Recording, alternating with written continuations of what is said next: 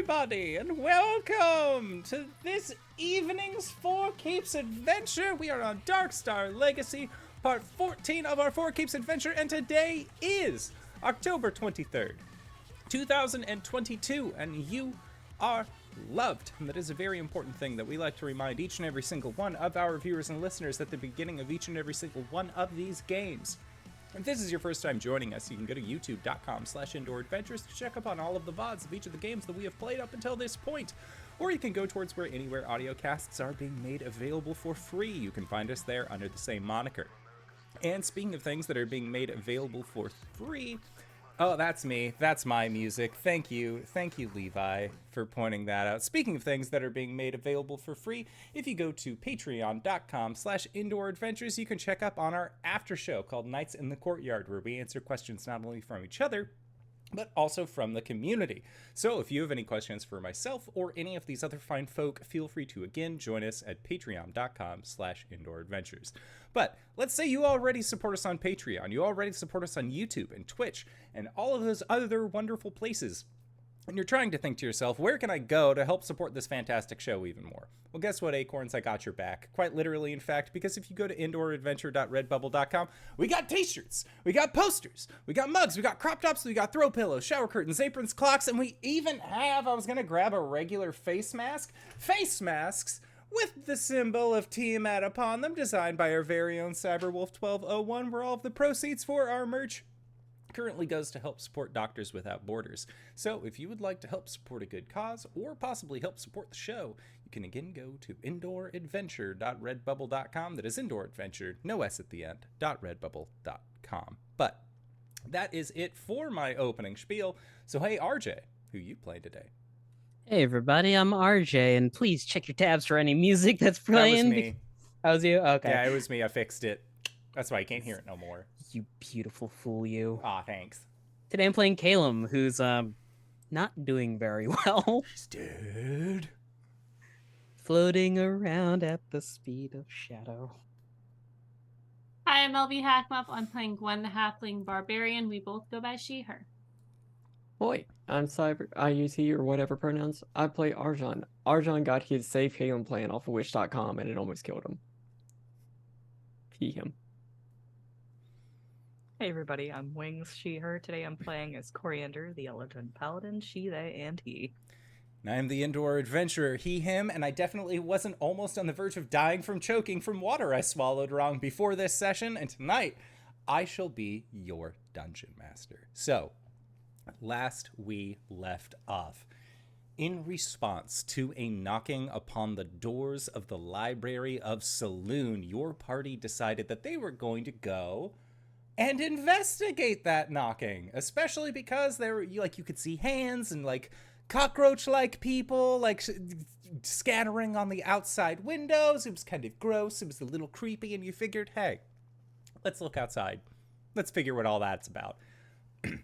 That is when the doors to the Library of Saloon exploded in cannon fire as you realized the forces of Shar had been alerted to your presence. It was at this point that the Nightstone Seekers, a group of spacefaring vampires that are worshippers of Shar, decided to make your lives a living hell. At this point, we had rolled into initiative, and after 30 seconds of real-time, grueling combat, again, this took the better part of 4 hours to do, but in-game, 30 seconds of time had passed, and in that time's passage, several of our party members went down. A majority of them came up.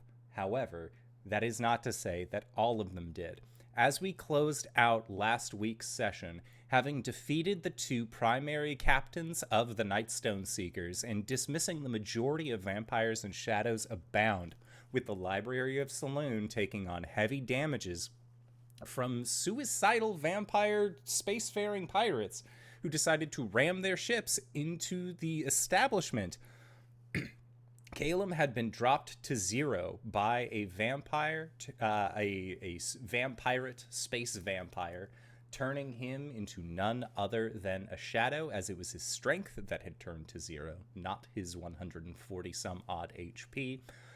Arjhan, in an attempt to bring Caelum back and twist the threads of fate, used a wish spell and also did not end up meeting its purpose, causing Arjhan to also go down to 0 HP as he utilized his blood dye. And that, of course, more being his Great Worm abilities to roll against his own health to try and rescue his friend. Cori, you have been stunned. You have been trying your best to heal your friends as best you can, and you have witnessed this happen. Gwen, you were standing right next to Caelum.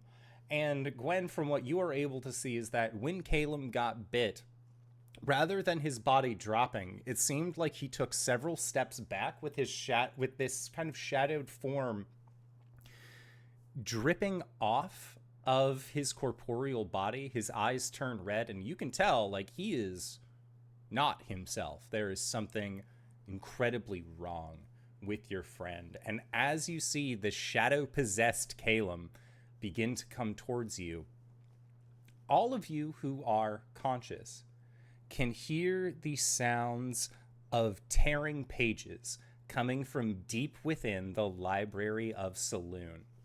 And you watch as a whirlwind of written word comes shooting out of that broken doorway and wraps itself around Caelum's body.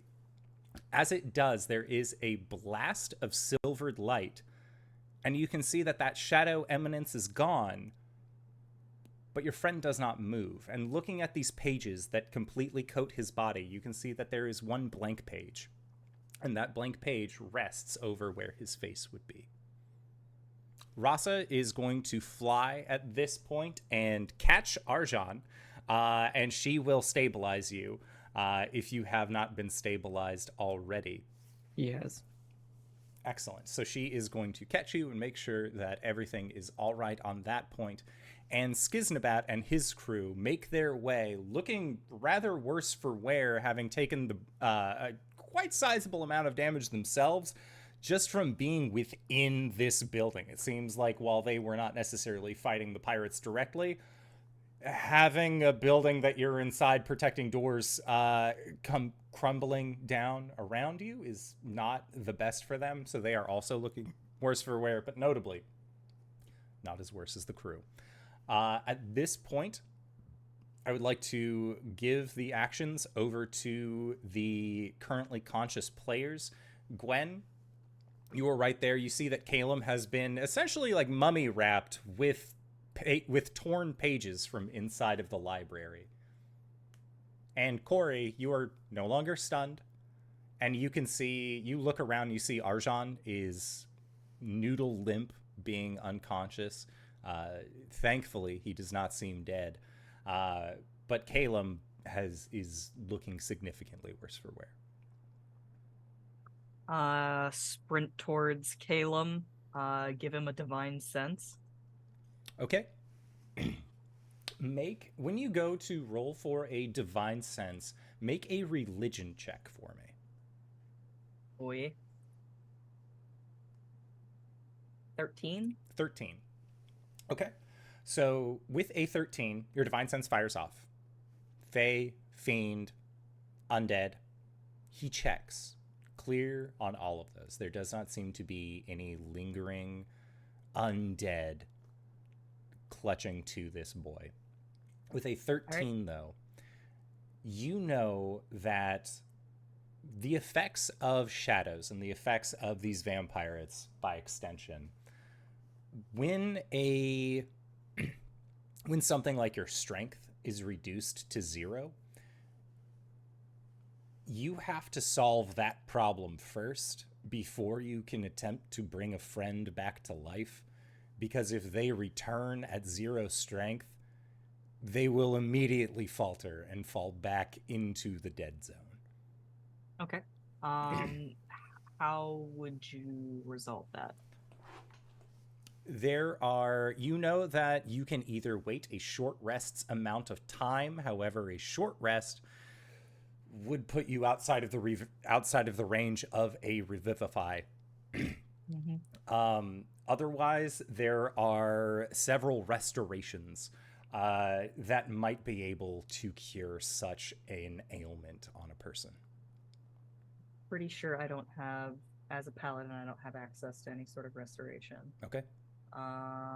You would Not know that anything Arjhan would- does. I've got remove curse, but I don't think like by raw that does that anything. Arjhan does. Okay. I'll take the fox over the river. I'll quickly I haven't got a lot of time for this, so run over to Arjhan, smack him with a cure wounds. Take 8 hit points and get back up.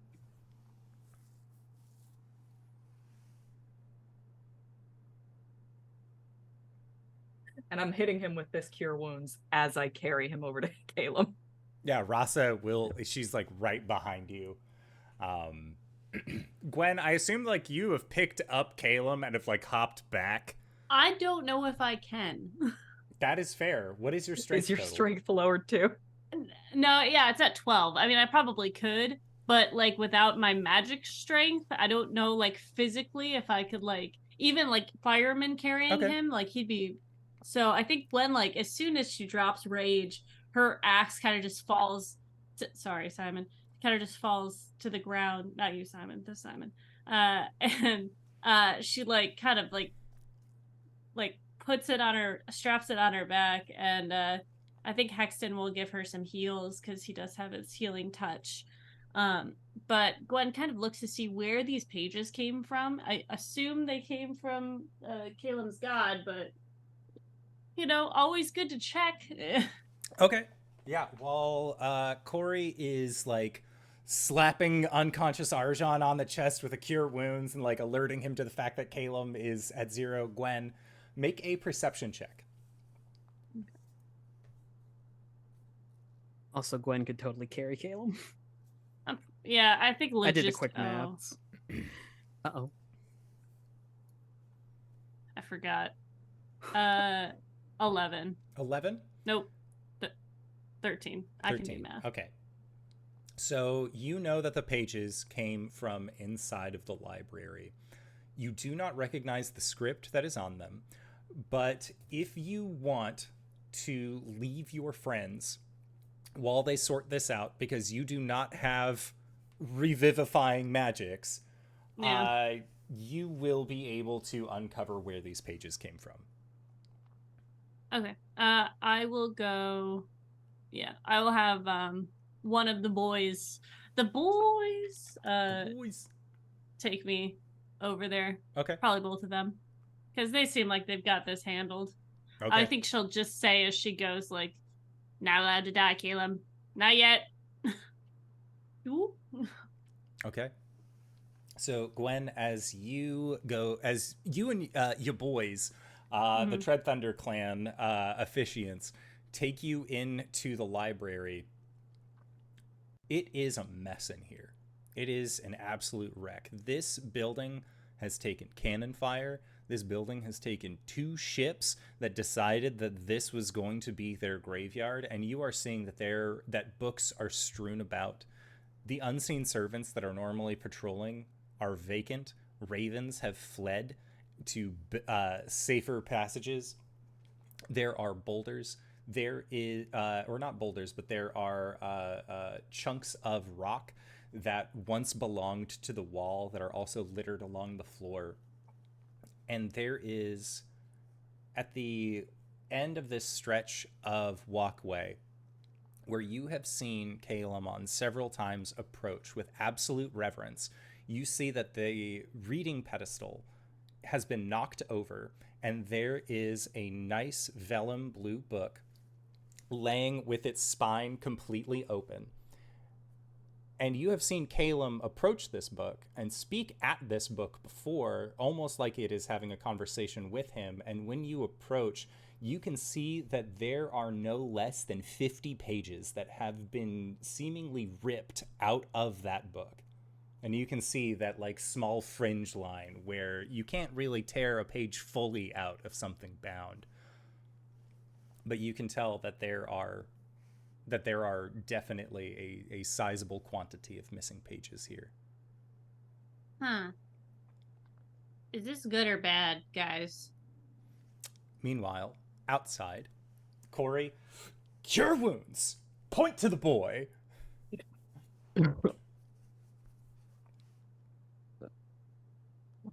Arjhan, I apologize. We don't have much time. But what? What do we need? What do I need to do? Carrying them over. We need a restoration on Caelum. If we bring him back now, he'll die again. Restoration on Caelum. Greater, and I will remove a reduction to one of the target's ability scores. Yay. You see, like, underneath these page-like wraps, like, he just, like, beefs up. Like, they just, like, get a little tighter. And if I need to, I will follow up with Revivify. Yeah. Okay. Cori's prepping a Revivify while Arjhan's doing the restoration. Like, I imagine that there's kind of like a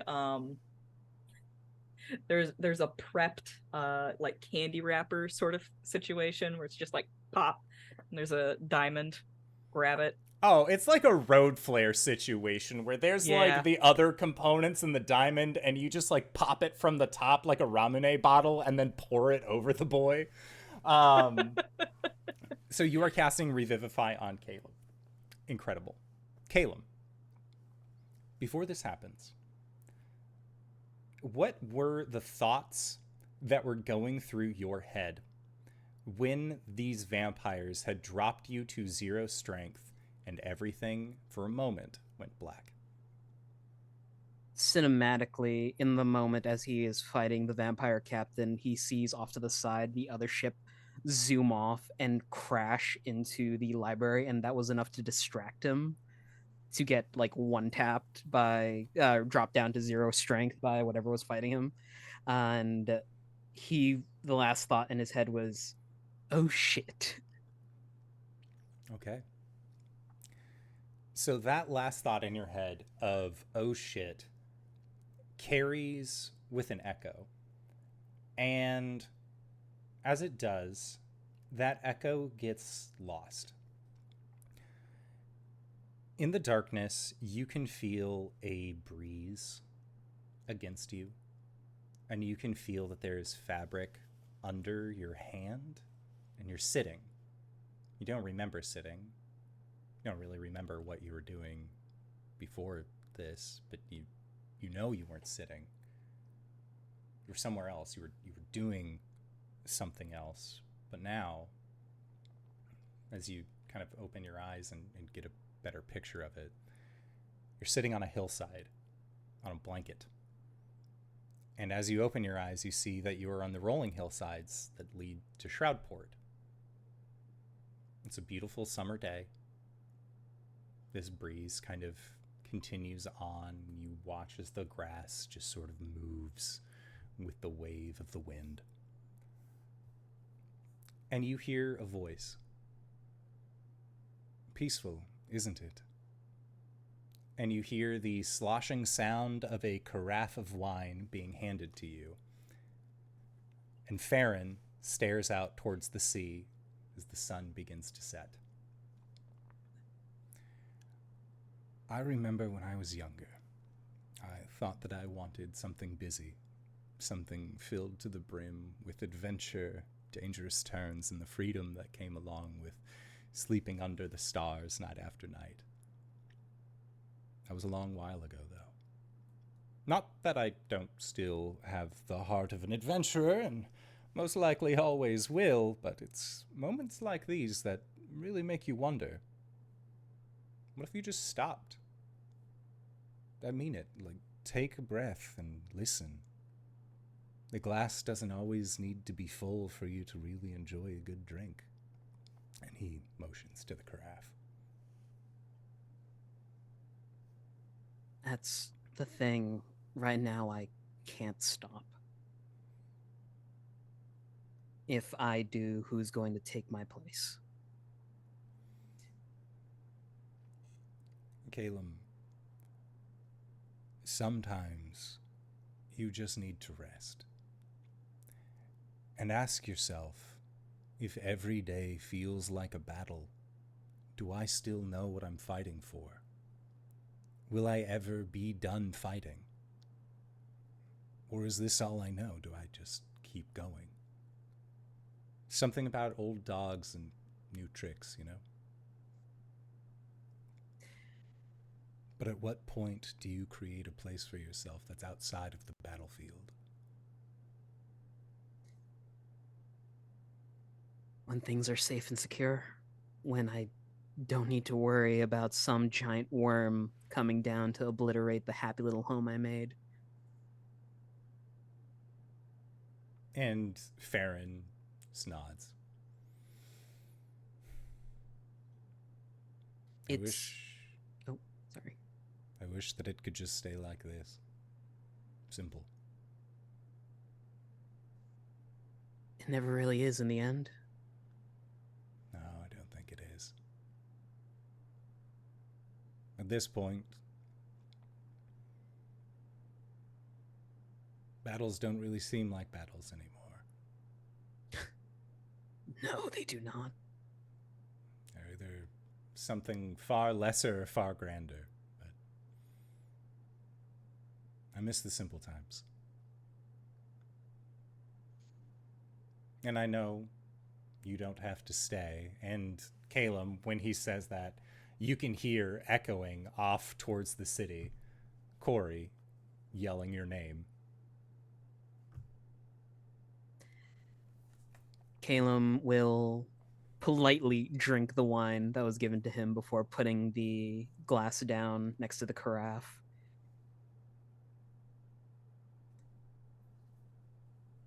When this is all over, I'm going to take a very long vacation. I think you've earned it. But right now, I know what I need to fight for. I know who the target is. And as long as this body and soul are willing, I will keep fighting. And you see Farron has a knowing smile on his face. I thought you'd say that. And what are you doing? You don't belong here. At that, there is a burst of raven feathers behind Caelum as he blessing of the Raven Queens towards Shroudport and Cori's voice. Okay. And Cori, as you and Arjhan are over Caelum, worried about the fact that your friend has died, and you are like, okay, Arjhan, greater restoration. Okay, Arjhan, now revivify. And like you're like giving him orders because a lot of your abilities have been used in either smites or it is just very difficult to like grasp at that moment. You see on that blank page over Caelum's face that it says, "And then he awoke." And the pages begin to glow and fade away. And Caelum, you are lying on the ground, not on a ship. There seems to be a calm about this battle. These explosions are over, and you see that Arjhan and Cori and Rasa are staring over you. There's this big red dragon above your two friends. It is the bolt upright the library.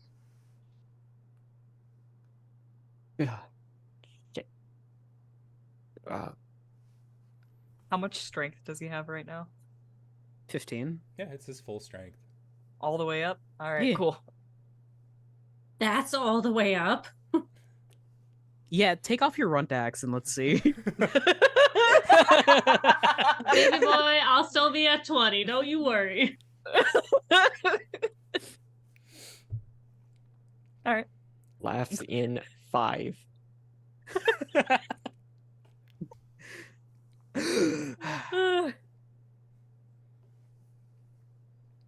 Yeah, and this Skiznabat's crew is coming out and kind of like inspecting to see if you guys are good.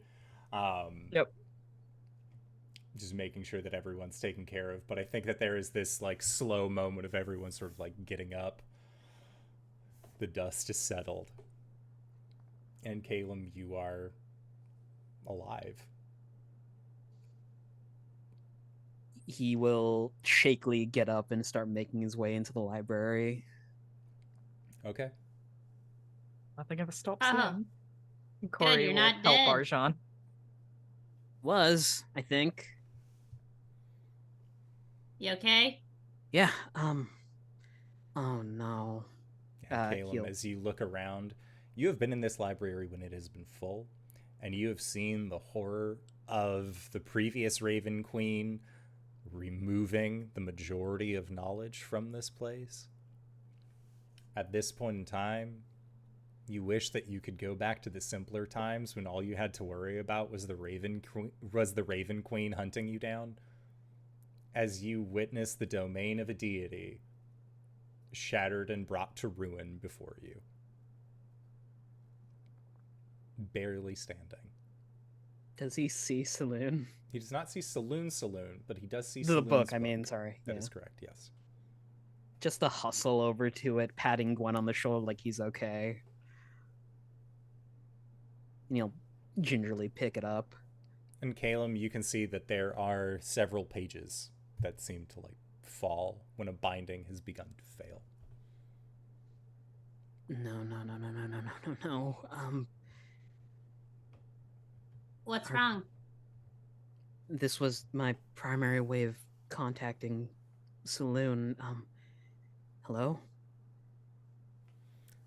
Can't you mend it? Do the mending thing. He's gonna wait for the response first. There is a hello. And there is a response in a script you do not recognize.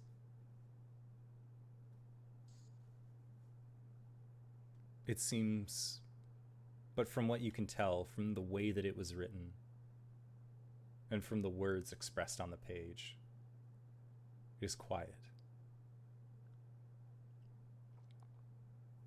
And there is the sound of a door opening, and you can hear a hard cough followed by the squeaking of wheels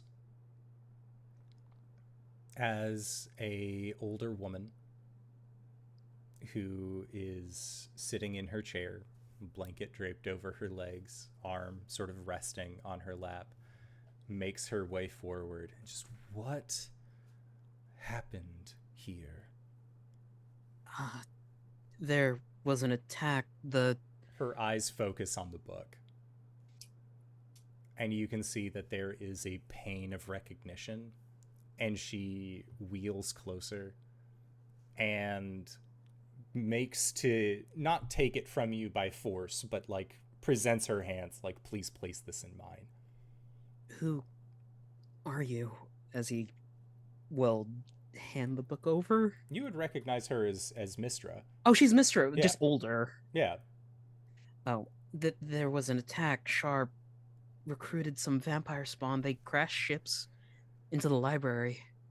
And she will take the book and close it, and she presses it against her chest. And she just has this moment of just seeming like she is collapsing over it.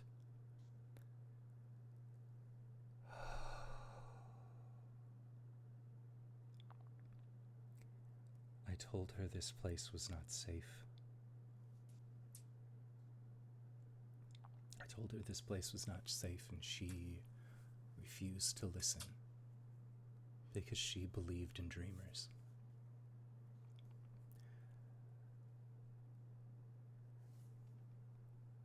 If Shar knows we are here, this place is no longer safe. And she looks at this decrepit and destroyed library.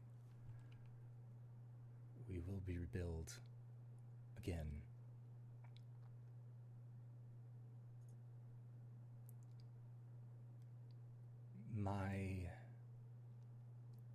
Auntie's rage. I did not expect to go this far.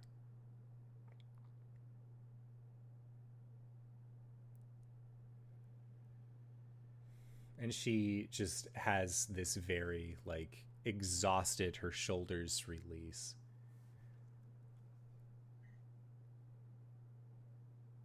I do not know where we will go.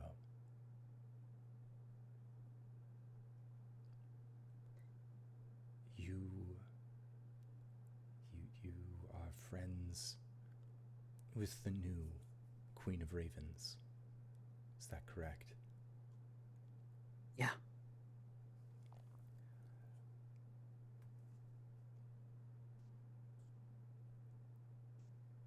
And as she goes to speak, you hear the door to the ulterior annex open.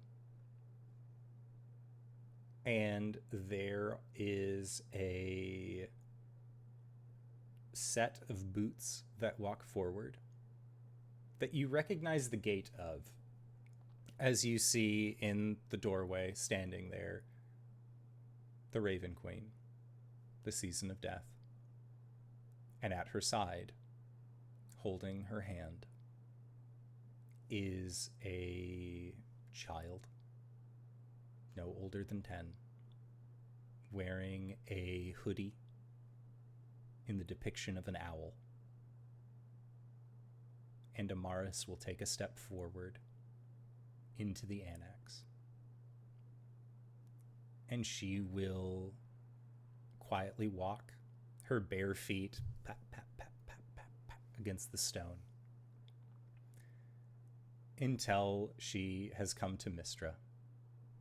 And the Raven Queen stands at this corner, at this doorway. And she looks at you, Caelum. She nods. There is a knowingness to this. And Amaris will climb onto Mystra's lap, and she will take Saloon's book, and she will hold it close against her chest, as you have seen her do countless times. Caelum will take a knee next to Mystra and just run a hand through Amaris's hair. You know what that book is, right? Are you saying this to Mystra or to Amaris? To Amaris. And Amaris says, "This is how we speak with Grandma."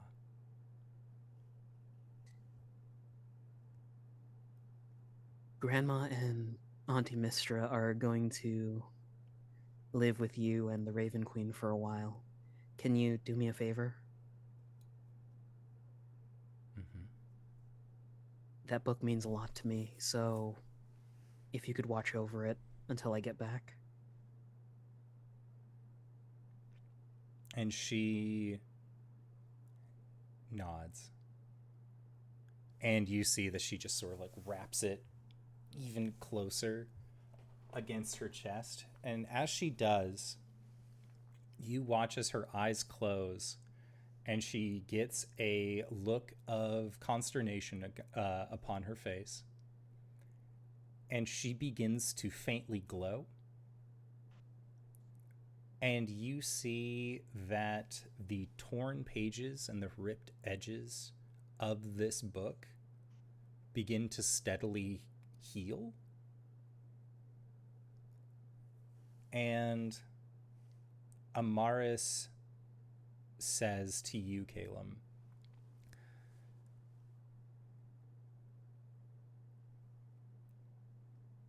"You've spent so long protecting me and making sure that I'm okay. If you want me to protect this and keep it safe, I know what that means." I don't think I should be the example about protecting anything, but... And she looks at you like you just said a bad word.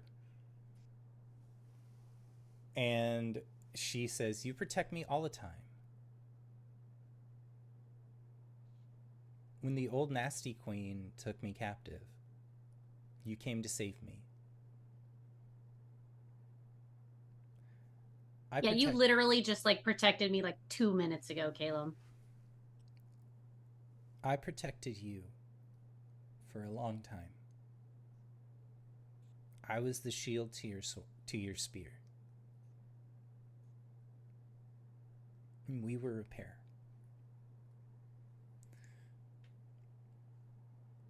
Then you protected me when the bad queen was coming for me. And then I protected you when you weren't your right self.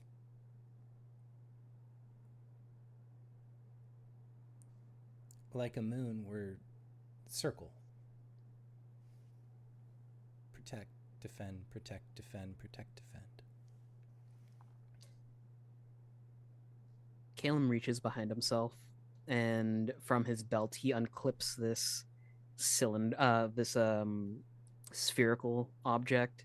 It's his animated shield, and he will gingerly just put it in Amaris's lap. Together, then. And she takes a deep breath and says,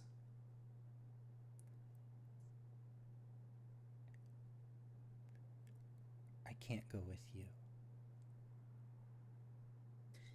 Not to that place. I know. But just knowing that you're there waiting for me is enough. I'll push through this. I always do. And she will put her hand onto the circular bit of the animated shield and then lean forward, and holding onto the Book of Saloon, she'll use her other arm to bring you into a hug. And as she does, you see Mystra, and she is having it looks like she's having difficulty breathing. It looks like she in and of herself is labored. And she says to Amaris, if you can go just for a moment and speak with your other friends, there's something I would like to speak to Caelum about. And Amaris says, is it about the thing? And Mystra nods, and Amaris looks at you, Caelum, and gives you a little bit tighter of a hug. He'll return it. And she will hop down, and she will go over to Gwen, and sees Grayskull, and Grayskull's like, oh, little bitty, and like picks her up, and yay, like. Gwen's gonna just make eye contact with Caelum, like give him a, do you want me to stay for this? He'll shake his head. She'll give a hand wave to everybody and go play with Amaris. And Mystra looks towards you, Caelum, and says,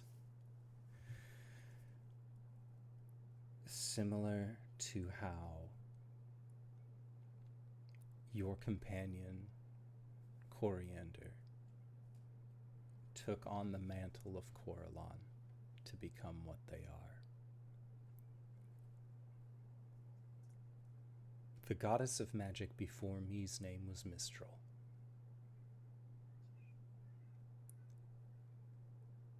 As you know, my name is Mystra. I was born through raw magic, through the magic of Saloon and Shar, and their eternal battle. My time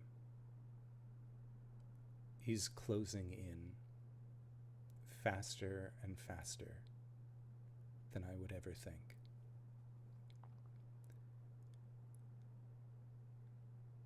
Your daughter, Amaris, was born of pure magic.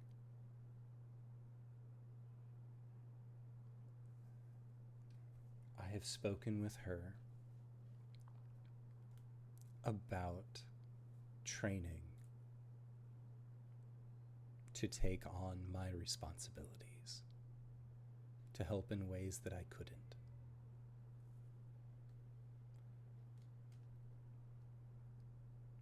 She is younger, she is more resilient,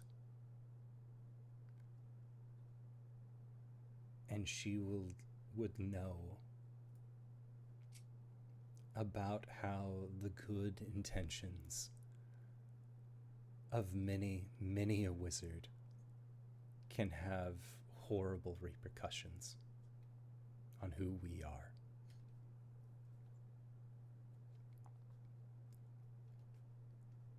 She is ready to dedicate herself. You forget that she is as old as the Queen, though she was trapped, for lack of a better word. She sees me as an aunt, and Saloon as her grandmother.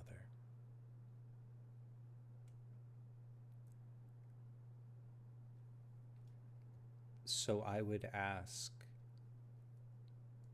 the man who raised her like a father, would you allow her into our family?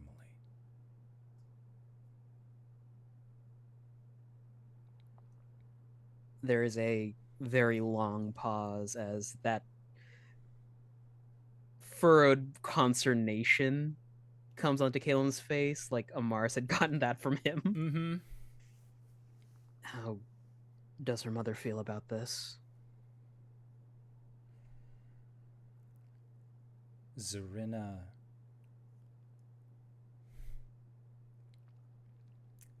she thought it apt that this should be her fate. As the woman known, the plain round,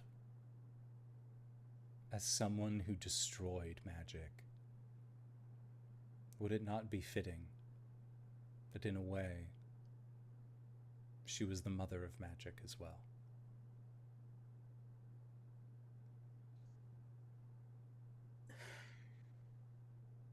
I think my only regret is that she couldn't be a child for a little bit longer.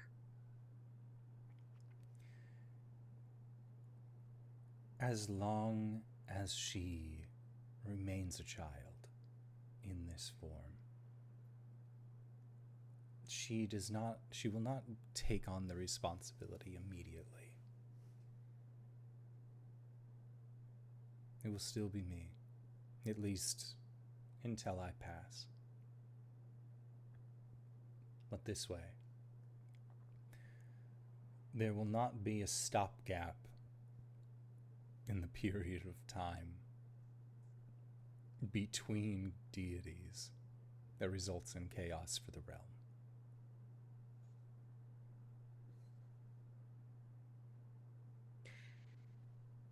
I could ask no better teacher then. Caelum will extend a hand towards Mystra. And Mystra will take it, and she will just squeeze ever so and say, we are going to move this place into the Shadowfell. You are welcome to rest there. It seems that you and your party have suffered horrendous wounds. I believe you died not 5 minutes ago. You are my magister, and in a way, your daughter's magister as well. Honestly, that last shadow caught me off guard. My Magister, I have a question for you. And I do not want this to seem like that of a scolding. Are you familiar with the tale of Icarus? Too close to the sun? Too close to the sun. In your case, while it is of note that you are a very powerful wizard and you wear armor now, perhaps being within spitting distance of a creature such as the one you met outside could have been a better choice. To be fair to me, my entire repertoire was... No, I'm gonna Hey, I had swapped out for AoE, man. I would have swapped that for AoE, but I thought we were fighting Dendar. There's just this grimace on his face. The reason I bring that here is so that I never have to witness you lose your wings. Fly high and fly true. But I never wish to see you fall. Don't you know, though? Even if I fall, I can get back up. I believe there is a bard song similar to the same lyricism that we will not get into now for fear of running up against copyright law. Wish you would step back from that ledge, my friend? Closer to that. However... Thank you, Levi. Speak to your friends. If you decide to stay with us, we will put you as close as we can to the Eye of Doom.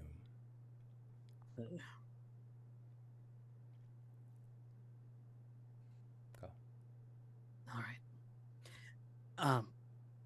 One last thing. I just want to reaffirm that I'll always be your Magister. At this point,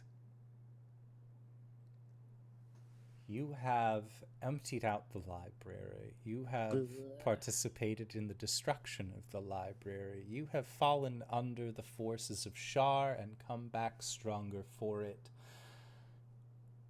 If there was a period of time where I had doubts as to whether or not you were the correct choice for Magister,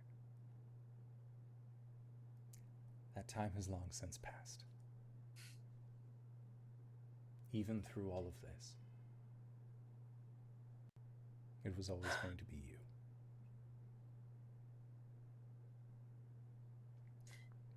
He will nod his head, turn to see Grayskull, probably tossing Mars a little too high, and just like, oh, Grayskull is like getting ahead of himself, and he is like levitating off of the ground to see like how close can we get this kid to the ceiling. Gwen. Yep, what's up? You in trouble? Gesturing up towards Grayskull as he's walking. What? It's fine. My kid. Oh, catch her. Hexton will catch her. Or I will. With You're his doing hand... great, buddy. Hexton, like, raises the hands of his fucking, like, arms that come from where his hips are. Like, prepared to catch. Like, they are, like, designed to catch a child, like, at the arms if they fall. Oh no, it's eagles and dwarves. We'll get into that. Alright, come on down. You gotta go see your other auntie and uncle, I guess, and auntie and... And Grayskull goes to catch her, and right as Amaris is about to land, you see that her arms stretch out as the wing parts of that large hoodie that she wears turn into, like, feathered owl wings, and she just coasts down to the ground. Ah. See, she's fine. And she does, like, a ginger land thing. You gotta worry about your kids a little more. Now, throughout all of this... We do battle training when they turn 5. What do you want? Now, throughout all of this, it is pointed that Cori cure wounds, Arjhan. Arjhan, go! As soon as Caelum wakes up, the library! And he ran off. And leaving the two of you and Rasa outside with Skiznabat's crew. What is going on outside of the gates of the library as this all starts? Cori turns healing efforts towards Arjhan. Okay. Sorry about that. How are you feeling? Honestly, like hell, but Understandable. Have you gotten any restorations left for yourself? I do.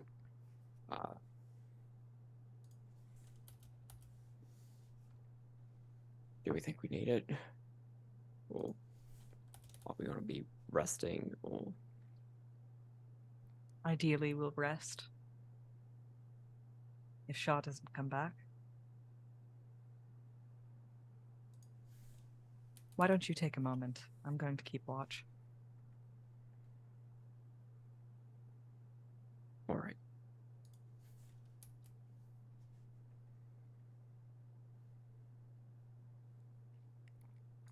Okay. And Rasa, I think, will she will stay close to you, Arjhan. Seeing as how you are the closest to battered and bruised out of anyone that she rightfully cares about, she is going to make sure to use her adult dragon body to shield you and provide you with a little bit of warmth in this place. Yep. Cori's gonna give the library a little walk around, like, sort of appraising the damage, like, oof, that siding's gonna need to be replaced. This whole thing, man, there's mold back there. Actually, Yeah, like it's we not need up to to really code. not up to code. The electrical in pipes. this place, Mhm. nightmare. It's a magic castle, Philip. Sans the mold. This is just describing my house. Mhm. Cori will stay outside and keep a wary eye on the horizon. Okay. Which is to say, I mean, in space, everything is the horizon. You know, just keep and watch. Make sure we don't get blindsided while we're in this weakened state. Okay. Yeah, and Cori, as you are scanning the outsides of the library and taking a watch upon the horizon, you hear the sound of boots crunching through dust and debris, and the Raven Queen approaches you. And she says, I would have come earlier, but I was watching after a child. She looks over towards Amaris. I do appreciate you bringing me into that, though. You'd think that the Shadowfell would actually have, like, more things to fight, but instead it's just a lot of people willing to be like, oh, Raven Queen, you're so powerful. There's a few here and there. There's a creature called a Nagpa, which is like a weird vulture man. Apparently there's something like 13 of them that are trying to usurp me, but that's just a whole thing for another time. Well, there's plenty of more things to fight out here, but the responsibility of staying alive when you're a god is exhausting. Tell me about it. Especially when you're one such as yourself. I don't think that Kelimvor, the god of the dead, has this whole thing going on. There were others before him, obviously, but from what I've heard, they thought that it was going to be more Throne of Skulls and less bureaucracy. And once they found out that there was bureaucracy involved, that's sort of become a widespread, like, no one really wants to take that job from Kelimvor. You get that guy in front of a spreadsheet, and it is like candy. I don't understand what his draw is to it, but he has a system.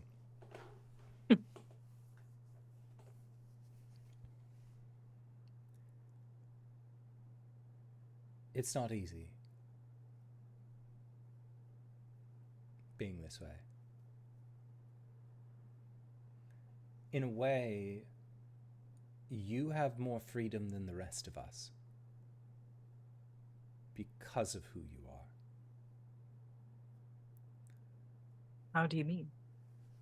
Deities as a whole, have you noticed that we do not directly interfere in the lives of mortals?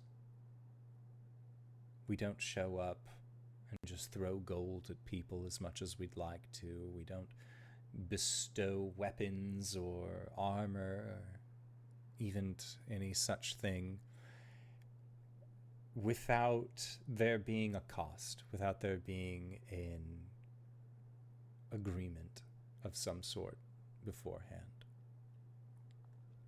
That's been a pet peeve of mine for quite some time, actually. There are rules in place that prevent us from doing so. The mantle of Coralon is different because you were a mortal first who acquired it as part of your journey. The laws of the universe would crumple if they attempted at the point of your ascendance to try and rewrite your history to show that you had never interfered with anyone. We are still allowed to fall in love, and oftentimes you will hear of demigods, children of the deities. But to become directly involved, unless it is through high magic that is able to create a momentary loophole in the will of the overbeing, we cannot assist. That's why I'm always very excited when you summon me to fight next to you. I mean, sure, I don't have, like, all of my strength with me, and sometimes it feels like, well, you know, I don't really want to be just like a stiff wind will cause me to disappear, but for the most part, I miss being a part of you. Even when you feared the part of you that then became me, it is like watching demonstration after demonstration after demonstration of somebody making art, and then you finally get your hands on your own set of brushes, on your own paint, on your own easel, on your own board.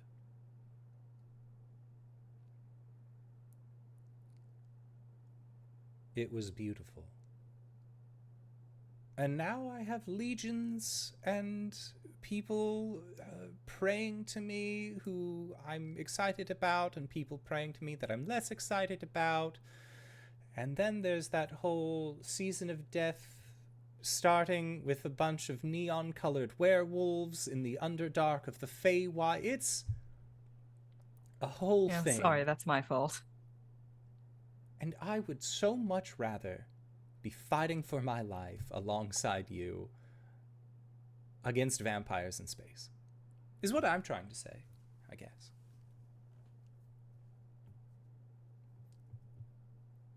I miss when the biggest thing that I hated was Shar. I still don't like her. She's terrible. Absolutely horrible. And I hope... You know what? I'm not gonna say I hope she I hope she dies, because that's like that's a very bad thing to wish upon somebody. But I do hope that maybe some lesser deities rise up and like steal her domains away from her. That would be pretty cool, I think.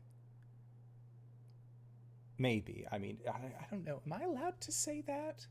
She's kind of like my mom, but at the same time, That probably isn't out of the realm of possibility.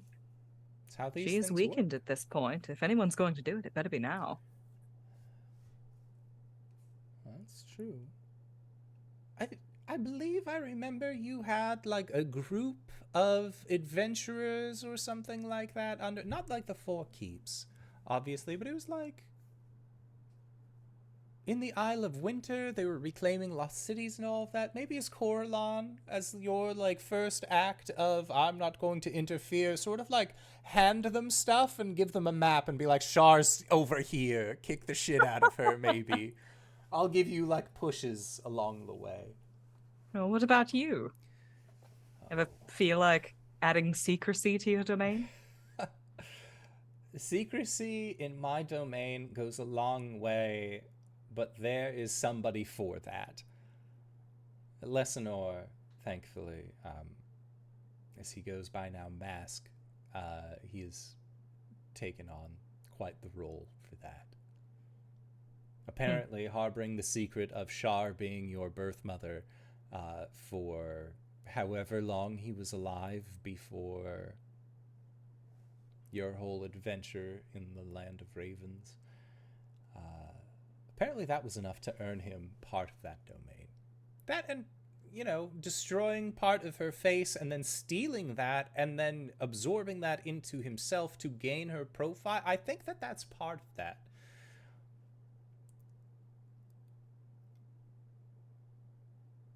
But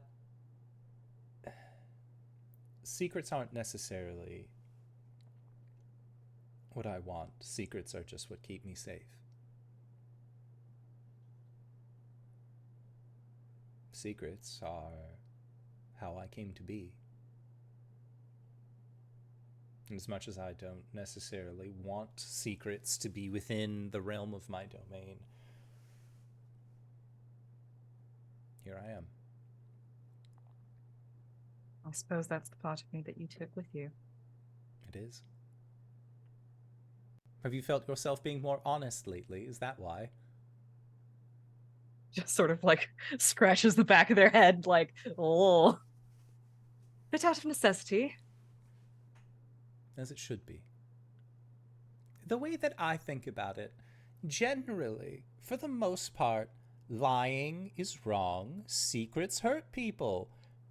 However, outside of things like, well, you know, when Santar comes and you want to give somebody a special gift that you're keeping from them, or if it's like their birthday and you're saying, no, we don't have dinner reservations at that place you love, and then you take them to that place that they love. Those are secrets that don't hurt anybody. Well, you should know as well as anyone. At the time, it seemed like the only way. I do. Hindsight is 20/20. And you are so much better for having gone through that.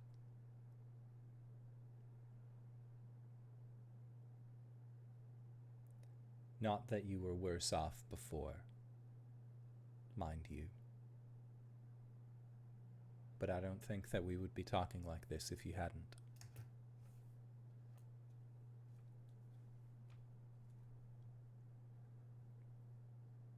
I appreciate you know. And you will always be a part of me. She nods. You're not always with me. Well, sometimes I have to raise a child that was effectively dropped off at my doorstep. And she motions towards Amaris. Oh, I wouldn't know anything about that. No, you didn't. Just, here's a child. It's fine. No, I've never done anything along those lines. She came with the domain. She did.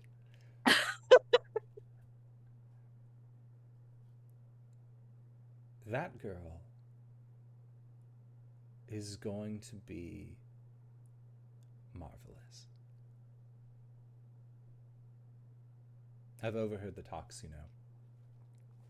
Not hard to when they're happening borderline in my domain.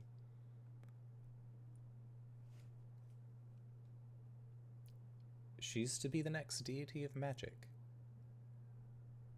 The next goddess. Intriguing. Very much so. In a way, frightening. Because if you wanted a deity of magic, you wouldn't want them to be forever 10 years old. That sounds like something a wild magic sorcerer would probably want. Of just like, I cast fireball and suddenly candy and lollipops for everybody. Will she not grow? She will. One of the other things that they don't really spell out when you become something like us. When you start fixing things, when you start doling out gifts and boons, there is a timer, a clock that ticks down inside of all of us. And every time that we bring someone back to life, every time that we bestow great power, it is not without consequence. In the case for the deities of magic, they age. They grow old. They grow fragile. People seek to consistently circumvent the rules and the laws for their own convenience. And Mistra has paid for this. Mistral paid for this. Amaris knows what becoming the next deity of magic means. And she is not afraid.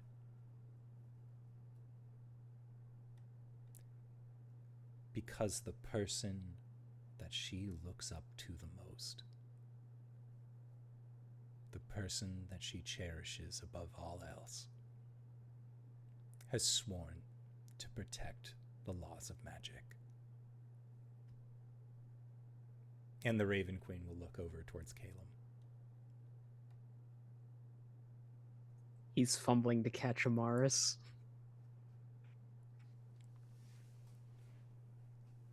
Well, it's about time. Mortals spend every day having to face the same ordeal. And maybe, eventually, once you settle down from being the rabble-rouser that you currently are, I heard you've given your mother quite a runaround. Perhaps maybe then.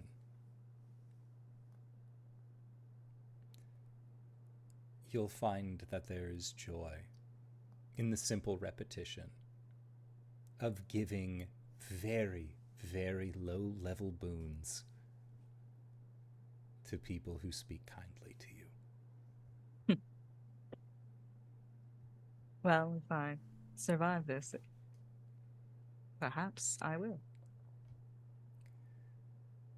If you don't survive, have you considered being a Shadarkai for a while? You get to choose. Well, you do. Out of any of us, you get to choose. At that point, I think that then there would be a lapse, and you would technically become the next Coralon.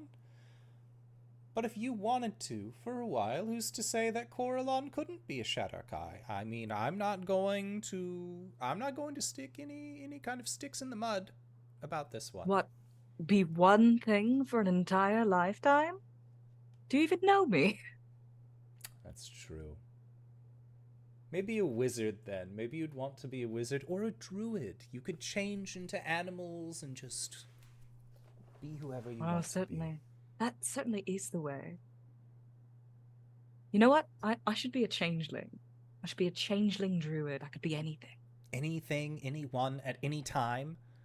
And everyone, I'm sure, would absolutely love that for you.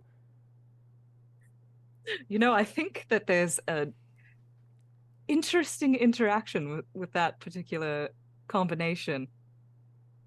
What if you were to wild shape and then, as a changeling, change yourself to look like something else? You'd be a cat, but you'd look like an intellect devourer. To put it lightly, that would be fucked up, and I'm here for it. I am your shadow, and I will follow you however far you go. If you decide to turn yourself into a cat, to turn yourself into an intellect devourer, to trick people into thinking you were an intellect devourer, but really you were a cat when really you were a person, I am here. Forever by your side, my dear sister.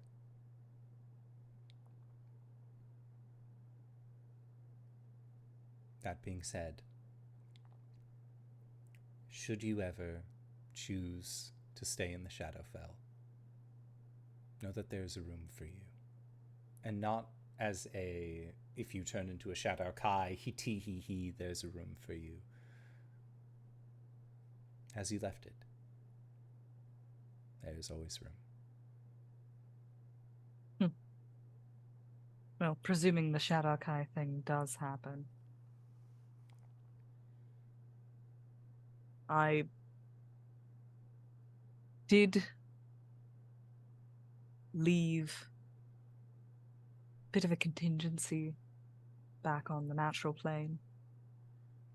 And Cori, as you say that, you receive a sending. We're on the moon! I found it! It's still here! Did you want me you just wanted me to check on it? And that's the sending.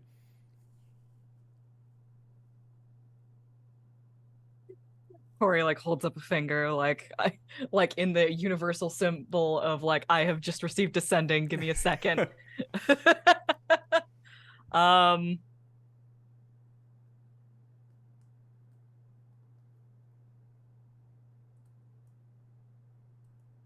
Like I feel like Spring Cori would understand the significance of this ring, so it's like, give it a good look over.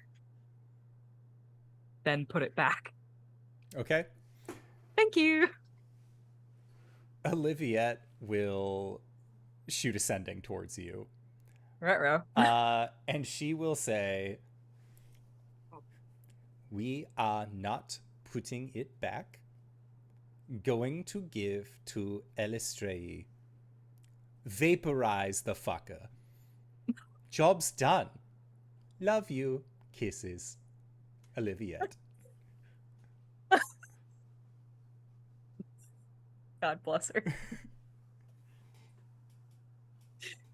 Wiser than me, as always. Stop hiding it. Just destroy the fucking thing.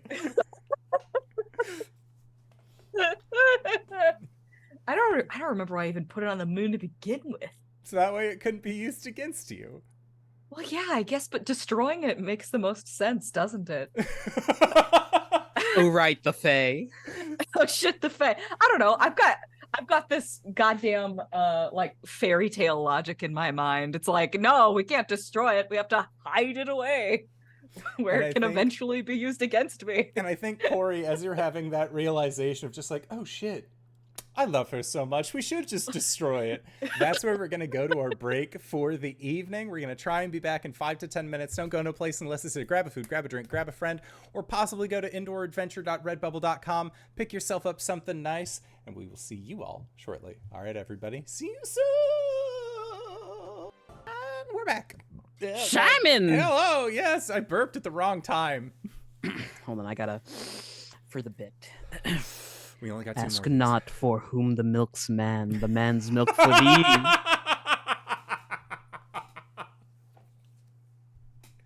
Got him with the friendly fire. That was a post he sent me. Not ask for who the milk's man, the milk's man for thee. How tired were you? This was like 2 hours ago. I was not tired at all. That is a message that I sent to my partner, and then I sent that to RJ completely out of context. Yeah, no, you said you ever write just write the most unhinged shit. Yeah, and then... yeah. Another thing that I wrote earlier last week was I have gazed the gift horse in the mouth, and of their teeth there are few. And my friend was like, "What the fuck are you talking about?" I mean, That's what when being you look a friends with gift me is horse like. in the mouth, it's to find out how much their gums have receded. That shows you how old the horse is. It's true. Anyway, I'm not a horse girl. Okay. Yeah, at this point in the campaign, I definitely believe that, especially at this point in our friendship. And I'm just gonna screen cap that comment and shove that into questions for the courts. Incredible. It's why you lie to us. Because I lie to myself. All right, so we have returned from our break at this point in time. Cori, you are speaking with the Raven Queen, staring off into the middle distance of the realm of dreams before receiving a quick call from your other self and your partner saying, "Why not just destroy the ring? Why didn't the eagles just fly to Mount Doom?" That's the question that you are receiving in this moment of just why not destroy it and have a deity do it. That being said, Caelum, you were in the process of speaking with Mistra, having wrapped that up as she revealed to you. She did reveal unto you that Amaris is to be the next deity of magic. Gwen, you found Saloon's injured book. They're playing with Amaris. Things generally seem fine. You're looking pretty good. Arjhan, your friends have all sort of scattered. I And have 30 Rasa, HP. I'm not looking that great, buddy. yeah. And Rasa is busy taking care of you as well, making sure that you're that nothing will get close to you or injure you. I have split my cure wounds between me and Rasa. But yeah, I'm just here trying to go over things in my head of what we have left to do. But also keeping a little bit of energy open in case any of y'all come back needing something else. Fair enough.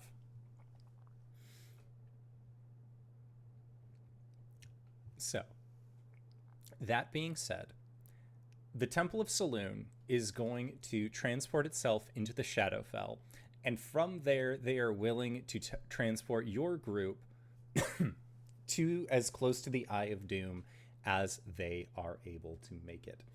Caelum has explained this. Sorry. Seeing as how several of you have asked how many days it's going to be until the Eye of Doom, that sort of thing, kind of relying on a little bit of that extra time to be able to gain fresh abilities, would you like to continue your travel through space, or would you prefer to go to the Shadowfell, have a last leg stretch moment before you know that you have to sit down in the car for the next however long?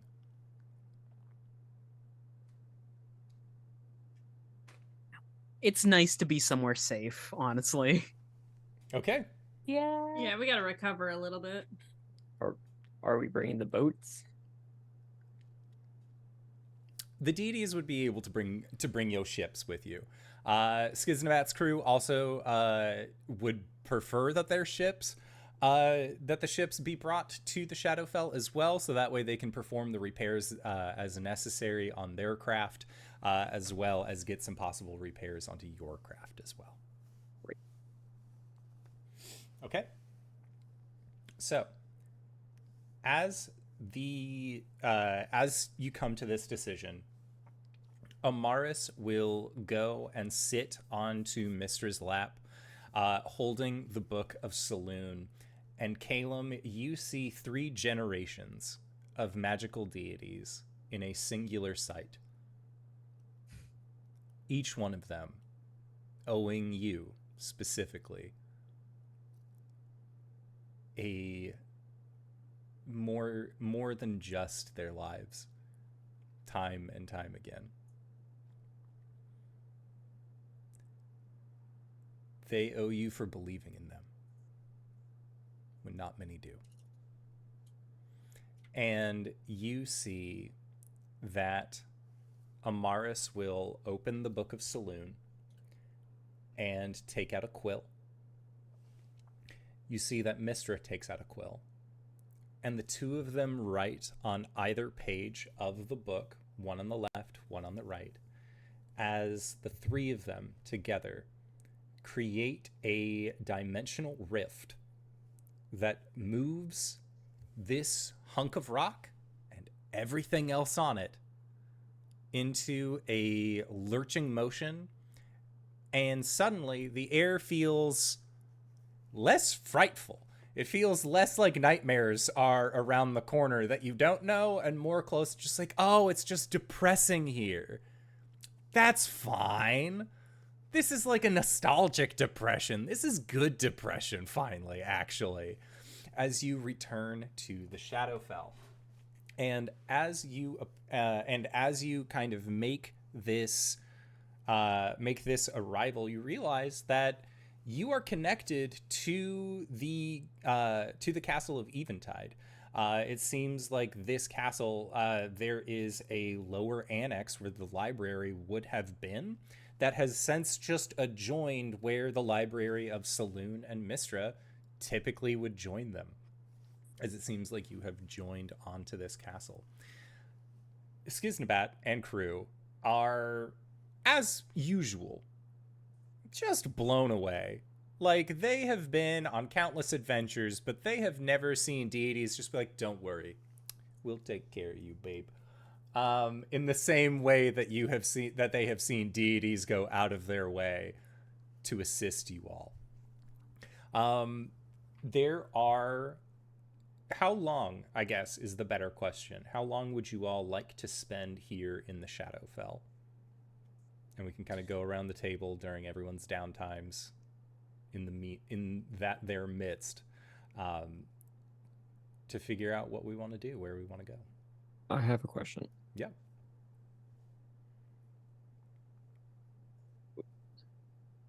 Do we know when the plane breaker is going to impact or intersect?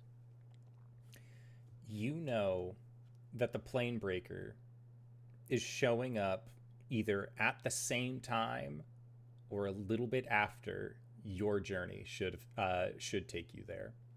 You know that it is roughly going to be another 5 to 7 days before it makes its way there.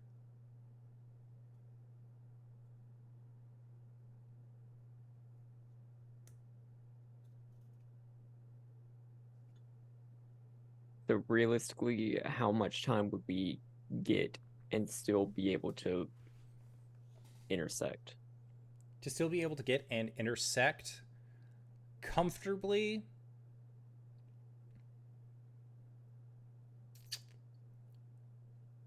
we do the ADHD thing where we have an appointment at 2 o'clock, which means we need to leave by 1 o'clock, which means we need to get ready by noon, which means... If you know that you can get a expedient trip, you know that Saloon, Mistra, and the Raven Queen, as well as Amaris, would be able to pop you out with a 30-minute window of time.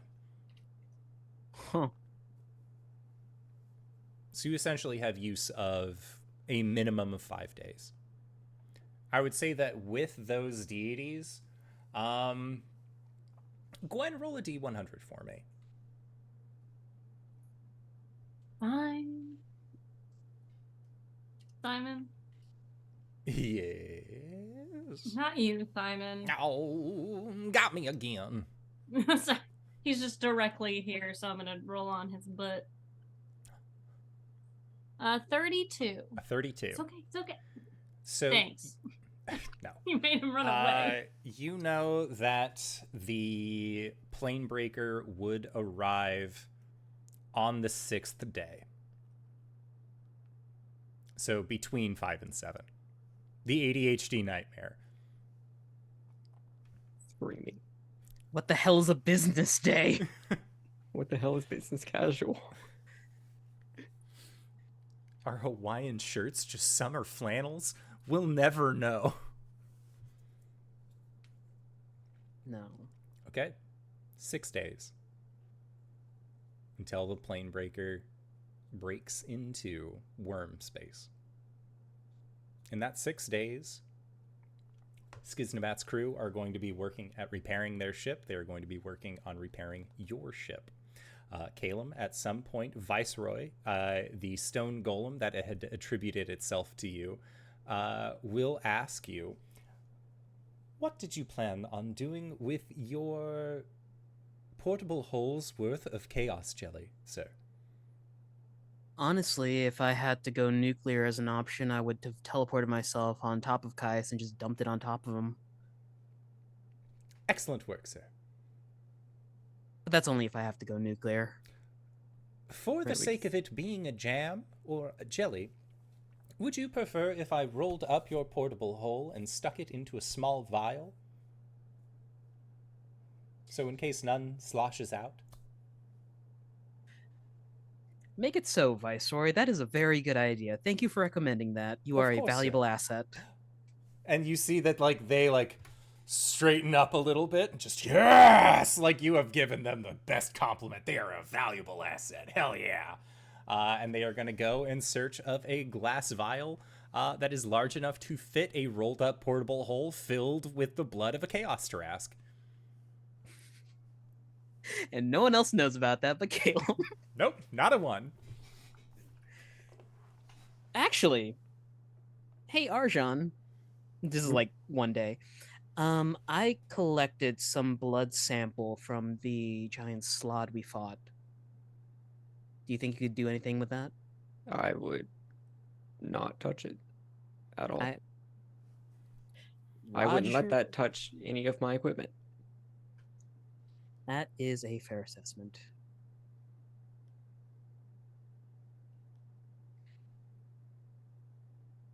Excuse me. Actually, what Caelum's gonna do over the next couple of days is commit to memory the spell that Asmodeus gave him. Okay. I think that Viceroy, like, as part of this, he's not going to act upon it necessarily, but I think that he will start pitching you ideas as to what to do with that there chaos jelly. One of which is not necessarily convincing you, but maybe something that you could build. He would describe it as you could market it as a wand of wonders. A simple wand that when cast has a variety of magical abilities, and to harness the chaos magics from that.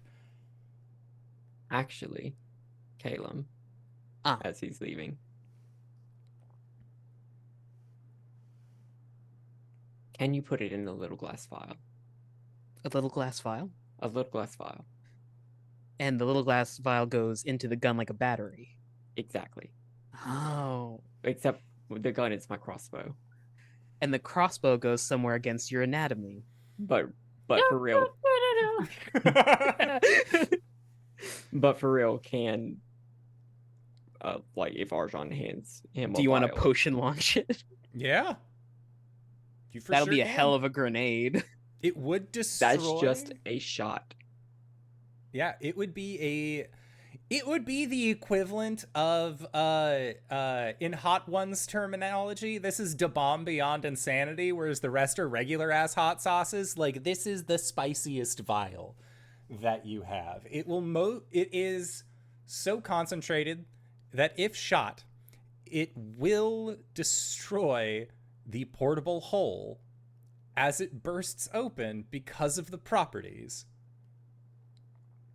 Not If you wanted a portable hole's worth of chaos blood to explode at a singular shot.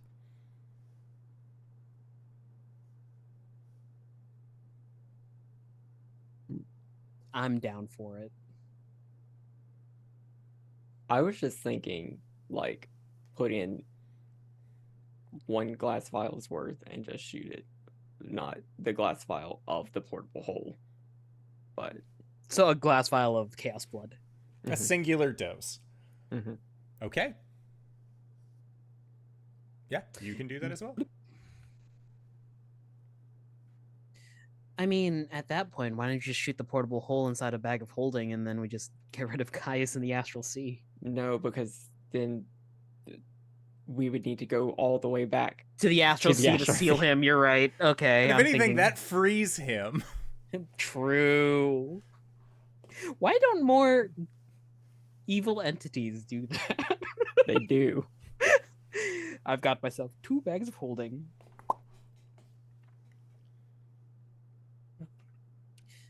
I will ask Viceroy to procure you a vial of this chaos blood so you may splash it upon Caius. Do you also want me to hold the thing, the big vial? Honestly? Yeah, kinda. Okay. Okay. Sounds sick. All right, so that is Caelum. That is what you were planning on doing for the next 5 days, is working on memorizing the spell, making sure that everything works as it is intended. At this point, I think that Amaris is spending a lot of time with you. Not necessarily like trying to distract you, but she is a kid, and it's very hard for kids, even when they're like, I'm not being distracting at all. They're like kicking their legs all over the place, like just being There's probably a child. a span of time that he allocates to like hang out with Amaris. Yeah. And I think that while you do, Zarina I think she would spend some time with you as well. And you can see that she's worn down, you know. She is definitely up at kid hours, and really hopes that when Amaris goes to sleep, that it is indeed, you know, the sleep that it is going to be, and she won't just be up in 3 hours with somehow more energy. But she's doing her best. It seems that a lot of the other Shadarkai have also taken to helping, and of course, now having Mistra and Saloon there as well is definitely assisting in that matter. Saloon notably does not spend much time speaking. It seems that her version of rest, where she does not spend time like writing to you in the journal, she is spending, and you are watching like elements of the library putting themselves back together over time. People love magic. People are in love with the concept of magic. People love the moon. People are in love with the concept of the moon. Saloon is both magic and moonshine, and very rarely does she get attributed to either.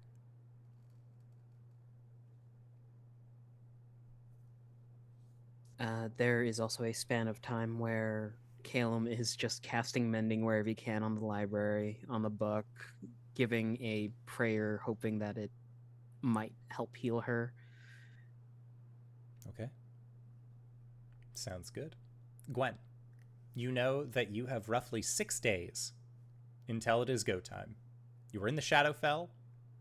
You have been recovering. It took like an hour or so for you to like really feel like you were getting like all your strength out of your bones. What do you do during these 6 days? My strength is back up to normal, right? Yes, that is correct. Okay, dope. I'm just gonna go ahead. And Everyone's change that strength back. returns to normal after a short rest. So everyone's strength Oh, it feels so should much be better. reset. Okay. Oh, those numbers look right again. Thank God. Oh my god. Oh my god. My plus 16 to hit. Okay. Gwen. Probably we'll have conversations with Hexton and Grayskull just to make sure that they are, like, they still want to do this. Like, it's not their fight, you know, like, they're with me, but they're not, you know, they're their own beings now. They don't have to go do this. So I think that she would just give the, hey, you know, please, if you don't want to do this, you don't have to. No bad blood or anything. Yeah. Just want to make sure you're choosing to do this because you want to. Grayskull says, when you offer this, and just, no. That's not how this fucking works. You and me have been ride or die since the very beginning, and honestly, I was already dead, so it was like, right as far as the eye can see, you know? I'm always got your back. Even if it is going up against, like, a big black ball of space worms who can, like, kill people and then turn them into worm people as well. And if we fail, then, you know, there's a lot of, it's high risk, high reward. And in this situation, consider me a little bit of a gambling man, I suppose. Yeah. I mean, we beat him before. I think it'll be fine, but, like, it's just gonna be tough. It's gonna be a lot. So, you know, I just want to make sure, you know, before I, you know, this isn't for queen and country sort of thing. This is a, do it if you want to. And you could re-die. You've only been around for, you know, a couple weeks at this point. Hey, you know what? If I re-die, I'm just hopping right the fuck back in there. And he, like, makes, like, a point, like, on your forehead as he does. At least, like, I think that's how that works. I don't know, like, am I still a runt after all is said and done? I don't know. I mean, you are pretty short. Hey, Caelum made me this way. If I'm short, blame him. That's fair. But I think asked once to be big, you know? If I'm short, it's all him. Yeah. I think at this point, once a runt's always a runt, you know? Yeah. And Hexton's response is, it is not a matter of whether I do this for queen or country, or because I owe this to you. This is the greatest enemy that I could possibly face. To see the true name of Caius appear on my blade would give me no greater joy. Oh, all right, but you know, like, we're not really, like, killing him. We're, like, putting him in a sword. That's your plan. Okay, cool. Just checking. Yeah. I imagine Hexton just walks off and Gwen's like, God, he's so cool. He is like... How could he be so cool? He is really cool, but it's also off-put by the fact that, like, I don't know where to look. It's been, like, days since the whole arm, feet, arms thing happened. And it's just like... I don't know how to shake his hand. I don't want to. If I give him a hug, like, his arms would be, like, splayed out. It would be weird, right? Like... maybe just like shoulder bumps. I don't actively want to, like, squeeze on. Yeah. I don't think he's a hugger anyways. No, maybe. You never know. But, like, no. No, even from the beginning, he just gives me the jeebies. I don't like it. Yeah. Good to have him on our side, though. Yeah. I think so. Yeah. It's good we got you on our side. And by proxy, me on our side. Right? Yep, and everyone else. And everyone. Do you want me to say anything to them? That I miss them dearly, and that, hey, maybe when all of this is over, if they want to come out and party for a little bit, I could, like, show them the ropes of, like, stuff and things. Mm-hmm. I don't know. I mean, I'm not saying, like, Mom, buy me friends. I'm lonely. But it's quiet when I go to sleep now. Because I can sleep. Yeah. And I miss their snoring. Especially Salamon's. It was like, there was something wrong going on in there. Yeah. And you hear, like, in the back just... septum. Like, yeah, I mean, it's crashing wave, am I right? Just, a whole mess. Yeah. Just she can hear fuming you. on the, like, fuming in there. And Jakan is just, like, just full on laughter at this. I think Gwen will say, don't worry. I mean, like, once we're done with this, I mean, realistically, unless something else comes up, we get to go back to the tribe. I get to actually get there and stay there and run it. See, I think that's the part that, like, I don't know if that's what I'll be doing. Yeah. Like, it sounds good, but also, what was that thing that you said, like, when you first left the Goliath camp, like, before you met me, and you wanted to, like, you know, like, stand in front of bars and look intimidating and just, like, wander around. Fuck you, I'll be my own person? Well, it was like that, but it was like, like I've heard it called, like, a walkabout. Oh. Or something. Yeah. Where you just go out and and experience the world for a bit. It's changed since last I remember. And I think that maybe I would like to experience that. I mean, I can fly now. I can see all of those places that, like, I couldn't see before. Yeah. Well, and you got a lot of resources, especially if our names get out there, so... Oh, they'll get out there. I mean... You got to city. Fair. But, you know, you maybe go across the sea. Maybe you could bring Philip. Oh, hey, me and the little guy. Yeah. You need one shorty with you. Oh, that's true. I do love Todd.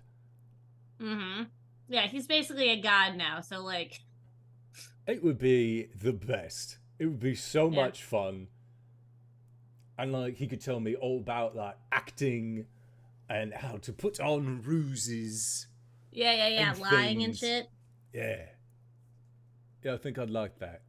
Or, you know, even if we don't end up going anywhere, maybe he needs some hide muscle.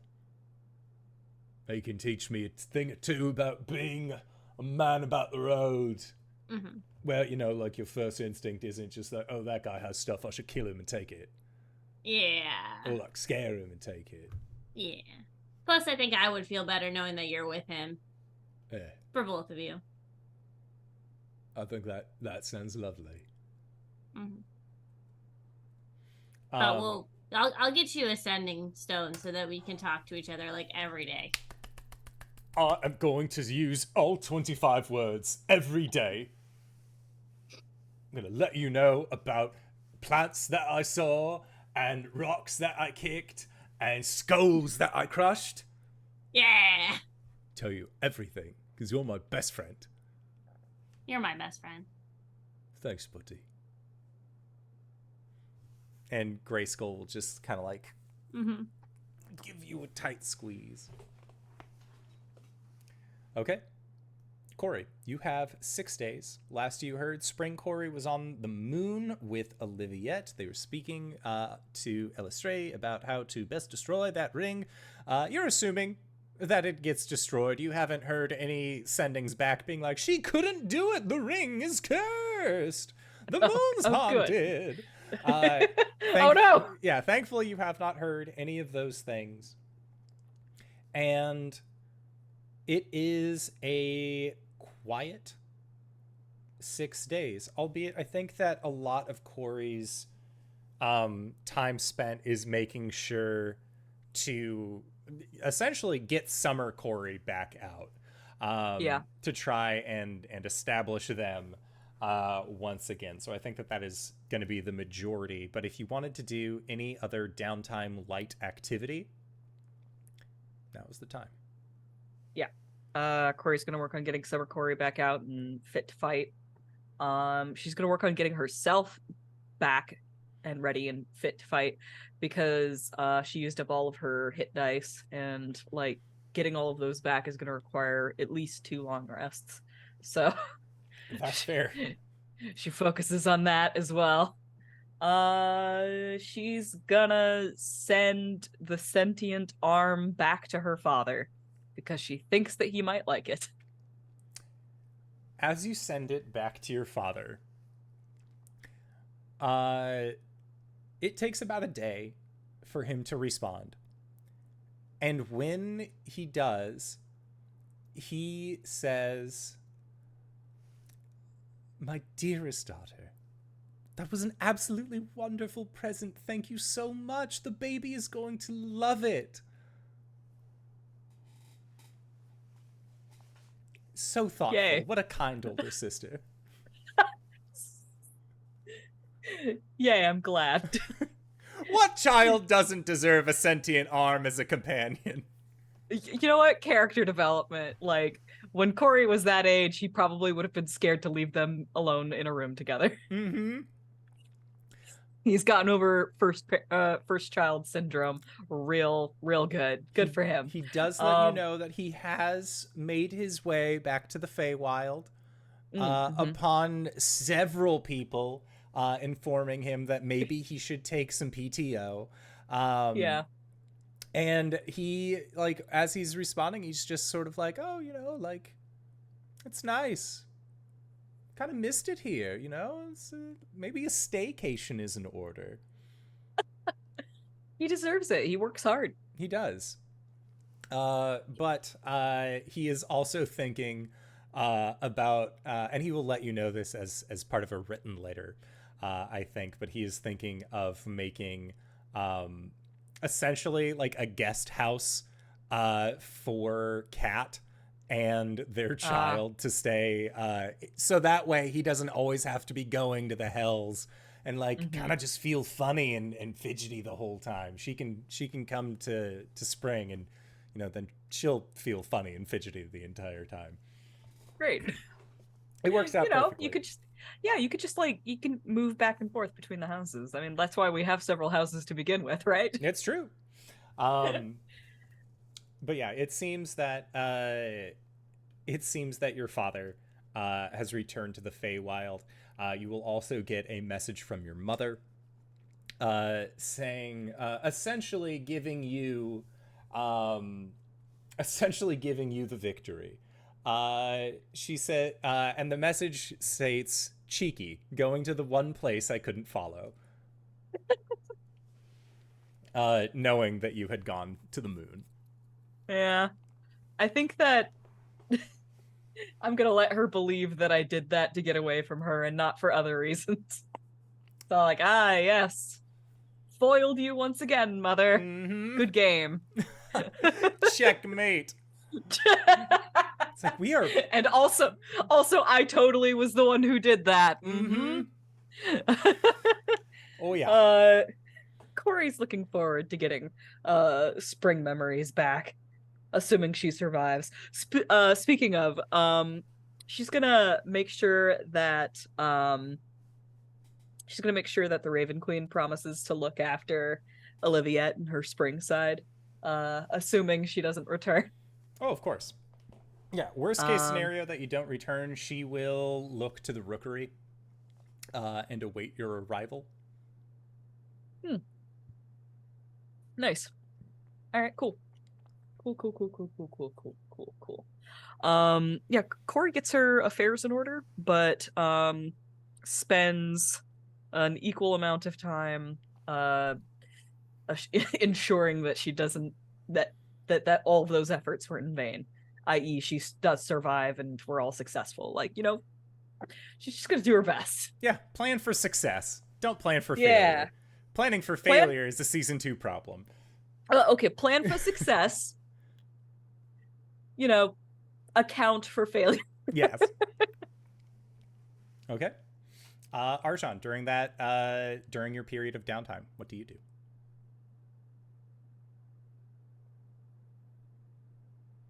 Where's Tyler?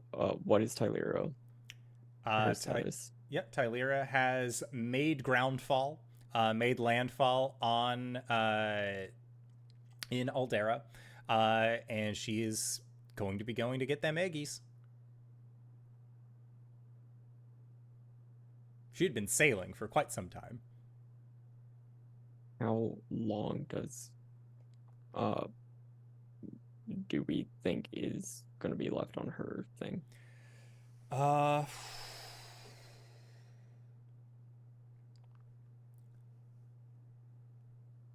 If her calculations are correct, she should be able to wrap everything up if they are traveling by overland in 12 days.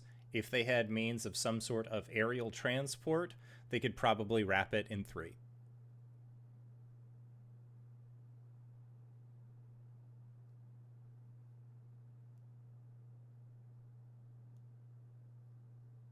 Second question. Okay. In Vascor,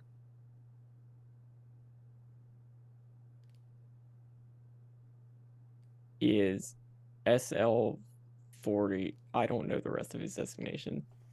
Is he a Titan or a Colossus? He would be he was a Forged Steel Colossus, I believe. Let me check. Ooh. Was he huge or gargantuan? Let me check.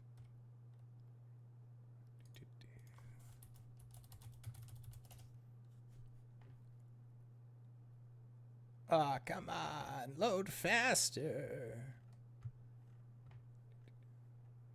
Friends and foes.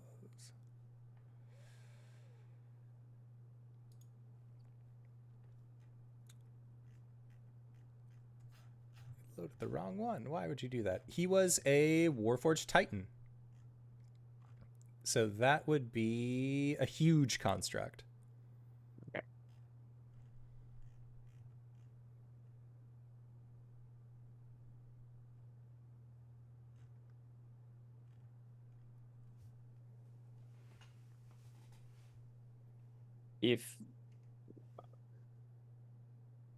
Do we have a landing point in Vascor or near Vascor?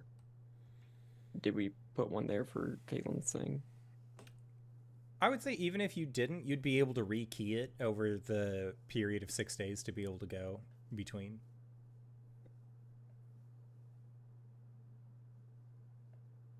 Okay.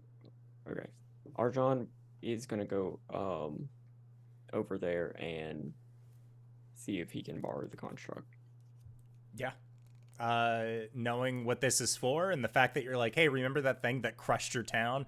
I'm finally gonna fucking kill this. I'm just gonna borrow this real quick.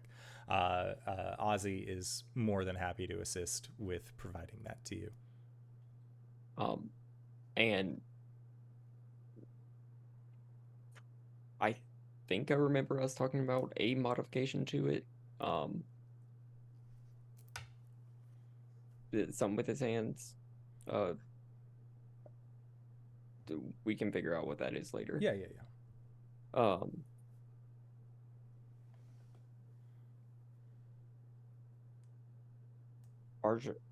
Okay, he's gonna plane shift that to the Shadowfell.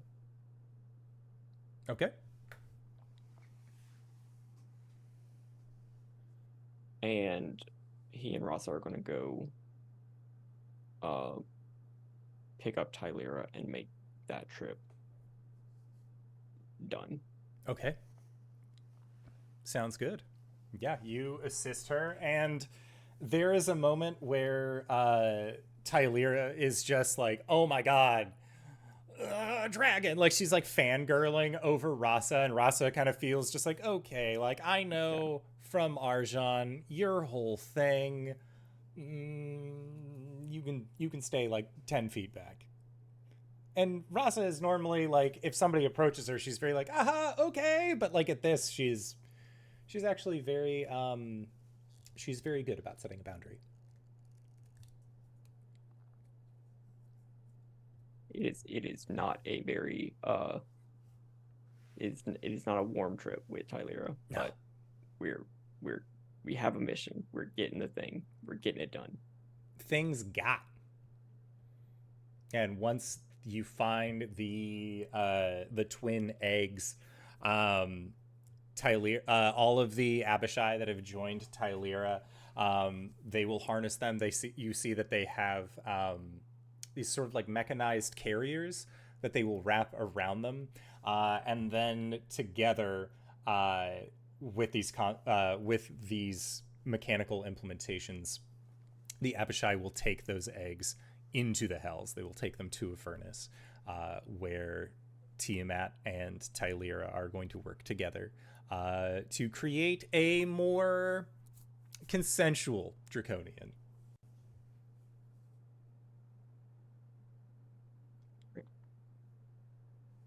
Okay. That's it. Sounds good. So, you all return. You are in the Shadowfell. And at this point, you know that that the hours are counting down as to how long it will be until Amaris, Mistra, and Saloon are ready to be able to send all of you and yours into Doomspace, where you will make this final journey. And as they do, they are essentially waiting for your go. And there is a giant mechanical dragon. There is a giant mechanical, I would say humanoid, but the Warforged Titan. He's going in the Iron Flask. Okay, that makes sense. Putting that in the Iron Flask is a great pick. So the Warforged Titan is inside of their flask. So yeah, there is your ship next to Skiznabat's ship, and they are ready.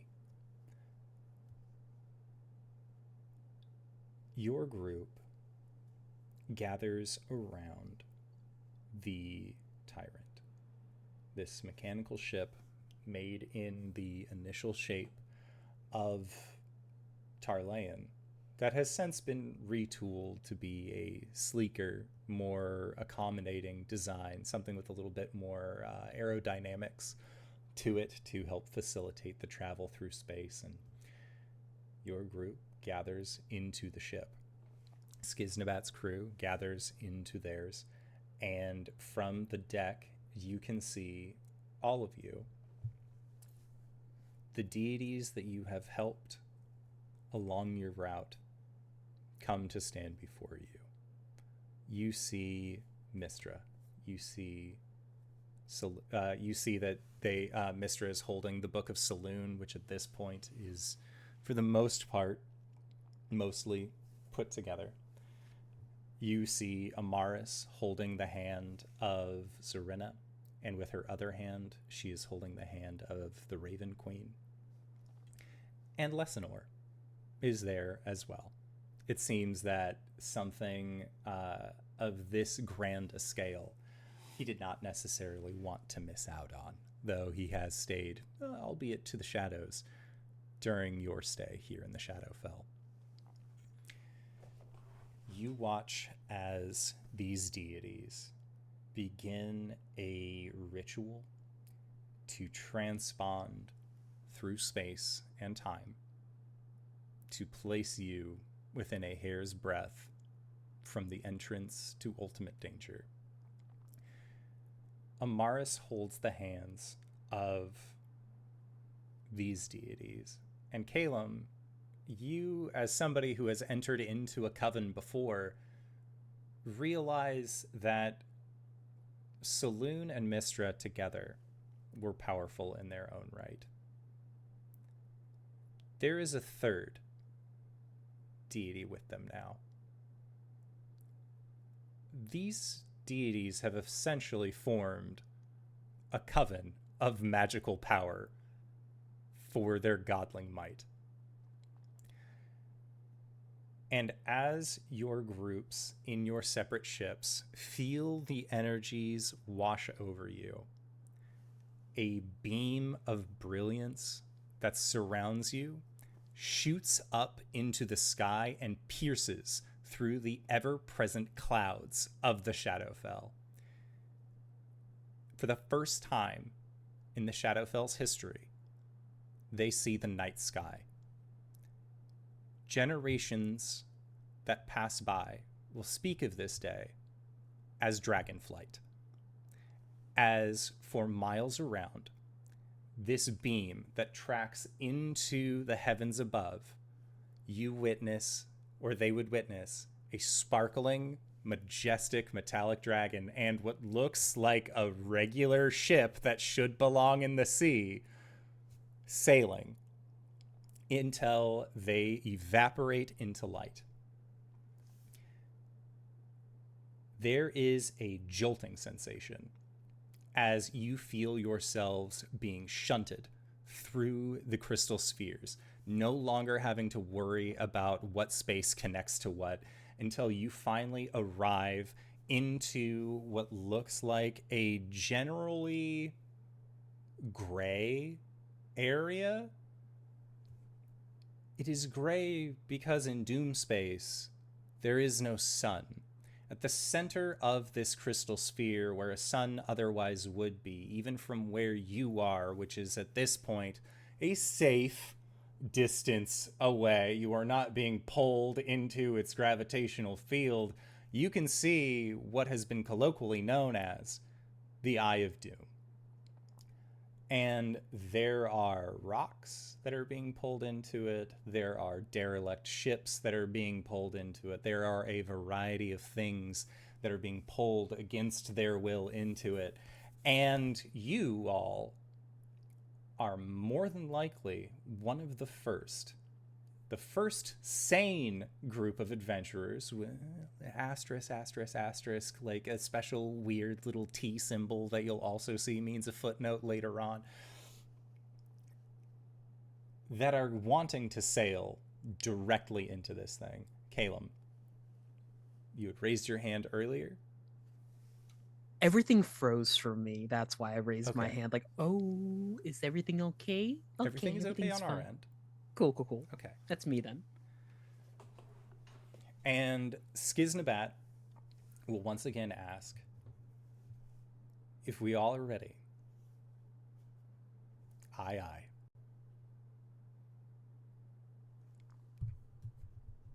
And their group. Wait, LB's raising her hand now. Yeah, LB. That was a salute. Okay. Oh God. A fellow aye.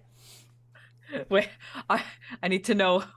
Are we going? Are we go? Is this it? Are we doing it? This is Are it. you ready, kids? Aye, Captain! I have so much preparation work to do. Like we're going into combat. Like, is that what we're doing? That is There's assumably what this is all leading to, correct? Okay. Like, okay, so Any other preparations that for I thought this I would for this, because next week, as we've stated, is going to be the last session of the Four Keeps. If there are any preparations for combat that you would like to do, you have a week to prepare, do anything that you feel necessary in order to get ready. I will be communicating with you outside of game to make sure that everything is set and ready on your ends. In game, you had 6 days to prepare. There's no way that you wouldn't be like, well, I had 6 days, like, unless it's like the ADHD, like, overpowering also character of just like, fuck, why did I think I could do it all in 2? Like, I am going to be accommodating. You have all been preparing for this for years. What is another week? Skiznabat leads, and your crew draws near to the vacuous Eye of Doom at the center of this crystal sphere. And Rasa, pointedly, is nervous going into this. She is not on a ship, but as your group gets closer, there is a golden sheen that appears around her. There is a golden sheen that appears around your ship, and there is a golden sheen that appears around Skiznabat's ship. It seems like the blessing of Zareth Magyar Gith, the ruler of the Gith Zerai, has come to fruition, that you will not face harm from this black hole as you sail directly into it. And you see Skiznabat's ship get to a focal point, and then it looks like the front of his ship stretches where the back of his ship is not, as it is drawn into that center mass, and they rubber band shoot into the blackness. This happens moments before you see Rasa hit that same black hole measurement, stretch, and then rubber band in, and you feel the front of your ship groan and ache and shudder. And even though you know you aren't taking damage from the black hole, your ship is being pelted and berated by a variety of debris that is being pulled and turned into spaghetti in the middle of this black hole. It seems that Tharisden was right. At the center of everything, it's just pasta. Your ship rattles and shakes, and you are drawn purposefully and pointedly, directly into the middle of this black hole. And as that happens, you can feel the ship shaking. You don't know if it's going to hold. You don't know if these blessings are going to hold. There is that brief moment where everything is just going to break and burst, and you are going to be left dead on arrival, meeting with this thing that will surely take hold of the universe. As this is happening, Arjhan, your vision goes white as you brace against the crushing weight of the gravitational swell around you. You hear the sound of metal rattling. You hear the sounds of your friends and companions yelling and shouting, melting together until you can no longer make out the difference between the sources, until that wall of noise breaks and you hear nothing. And you brace yourself in your seat, and you feel your claws sink into dirt and grass. And a light breeze on the wind brings to you a sweet smell of spring. And you open your eyes and blink as you regain focus and see that you are sitting at the edge of a soft dirt path in a field of green marked with row after row after row of simple black crosses. Grave markers that extend in every direction as far as you can see. There is a man sitting next to you. Shoulder-length brown hair, small square glasses, and a mustache with a white streak that goes through the left side that connects into a goatee. With a small laugh that turns into a smile, you hear them say, "Don't worry. You aren't dead. You know, I was hoping that I could talk with you at some point, and this is probably my last chance. So I wanted to ask you a favor, if that's all right." And the man stands up and offers you his hand, a calm smile on his face that complements his wild and inquisitive eyes as he does. And in that moment, you recognize that smile. You've seen it before. This is the smiling man. I'll answer whatever questions you'd like on our way there, but then after, I would just ask that you listen, if that's okay. I guess my first question is, what the fuck? And he motions behind him, and you see text appear. It is a white text with a little bit of a black backdrop on it. There's a nice little underbar beneath it, and it says "The Last Chapter." And the man says, "This is where stories end. This is where all stories end.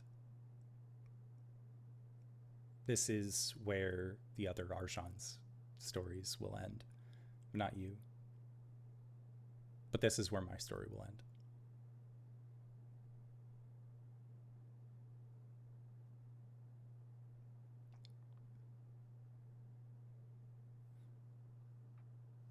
Come. And he walks forward until, upon arriving at this initial place, there is an empty plot, 2 by 6, with a closed black casket at the bottom. Next to it, a pile of dirt with a shovel sticking propped up. A simple black cross of a grave marker hangs above the pit. Throughout my life, I've heard the phrase to make a mountain out of a molehill, and while I knew what it meant, I didn't understand its meaning.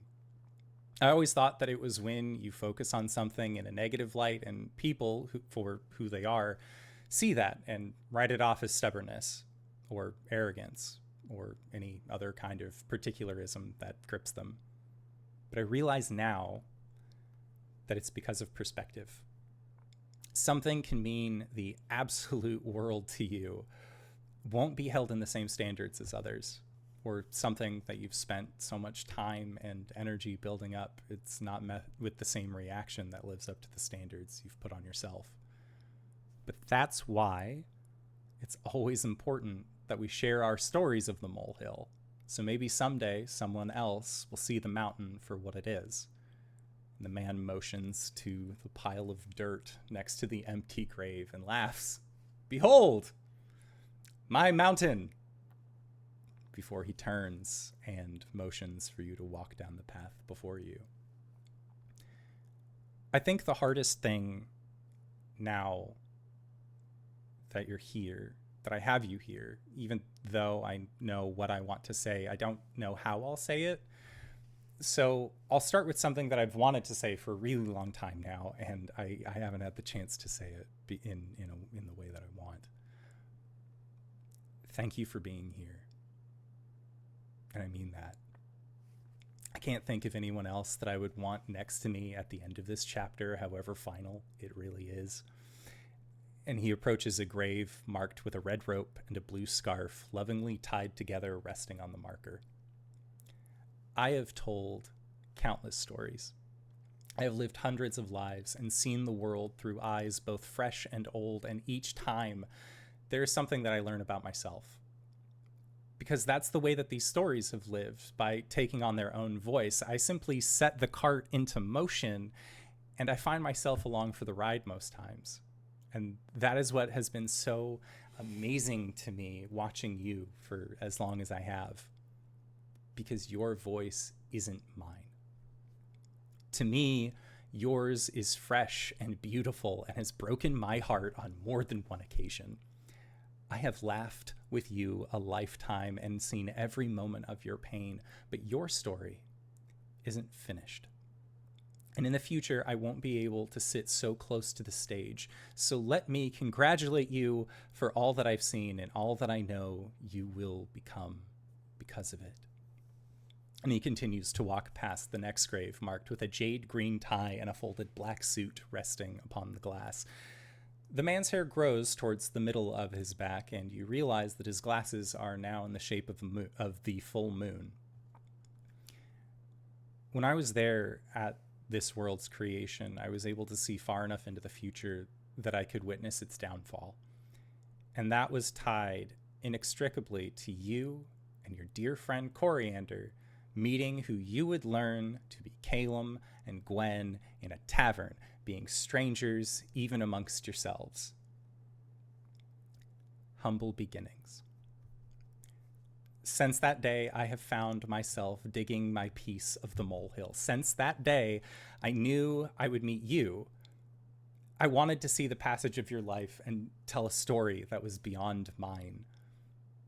Are you the one that would ultimately defeat Caius and save the realm? I always hoped you would be. Even before I knew your name, I wanted you here at the end of this story. The next grave that you pass hasn't been filled in completely. A shield and a coffee mug that says "World's Best Grandpa" lay next to it.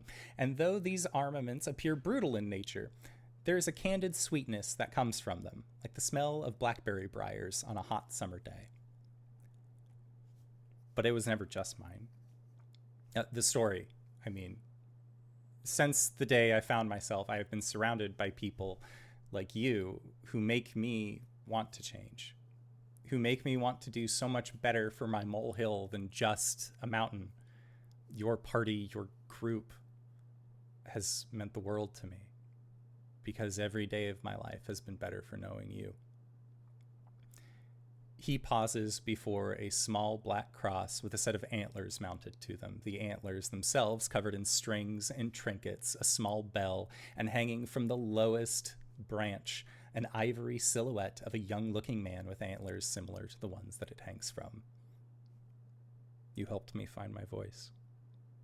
The image of the man changes again, his hair shortening drastically as a beard begins to grow from his face, and you did not realize he had been slouching as he walked before, but in this moment, his chest seems fuller, his gait more free, his eyes far more tired, the shape of wisdom from too many of life's experiences happening too fast. I don't think I ever lost it. On the contrary, I think that I only thought that I had found it. I was confident in where I was because I didn't know where I was going to be. Like building a set of stairs, you can only feel your footing beneath you one step shy of where you need to go. And to know you has been to know my voice.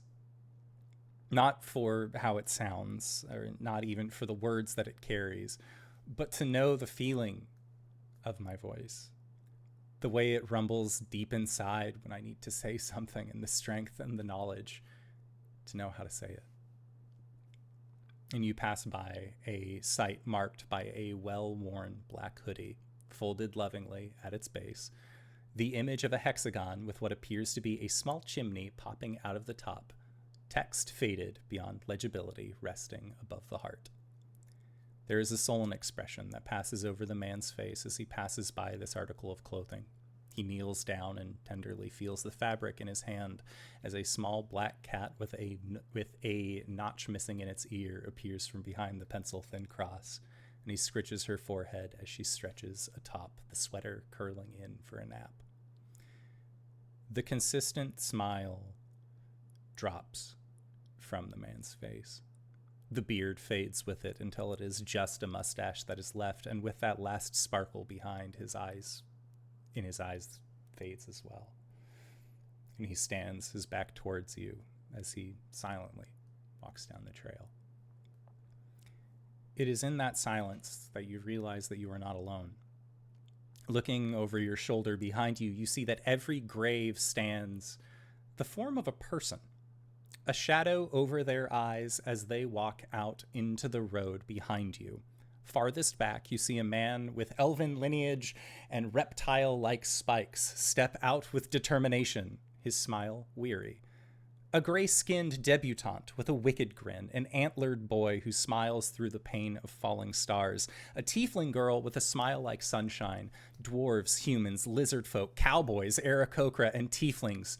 So many tieflings make their way towards the road, each bearing their own trademark expression as they follow behind at a steady pace. And you recognize the bodies of several of these people. You recognize Oliviette. You recognize Makoff. You recognize Hadorai, Skiznabat, and Shao. You recognize Fang and Mirth and Huddle. And you recognize award-winning arborist Sten Fazeno.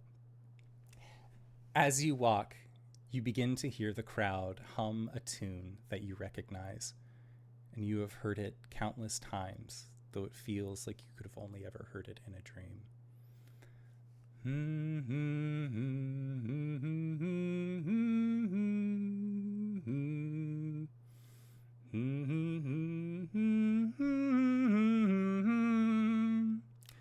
And the humming continues and grows louder as the group follows, their voices joining into a procession behind you until the man stops. The sound of the group humming comes to a close. And the man finally turns back to you, a sad, tired, knowing smile upon his face. You have helped me in more ways than you will ever know, and I am thankful that you came with me today. I know full and well that this story could have ended on its own, which is why it pains me to say, we're here. You look around and you realize that you were back where you started. The small bench next to a plot with only a handful of dirt left to be added to this once great mountain. This isn't goodbye. I've always found that those are too painful. To say goodbye is to agree to never meet again. I will be back. And when I do, I will have finally known rest. Maybe I will be different, and maybe this experience will change me, but I don't want to disappear forever. My story is ending, but yours, it's just beginning. When one door closes and all that.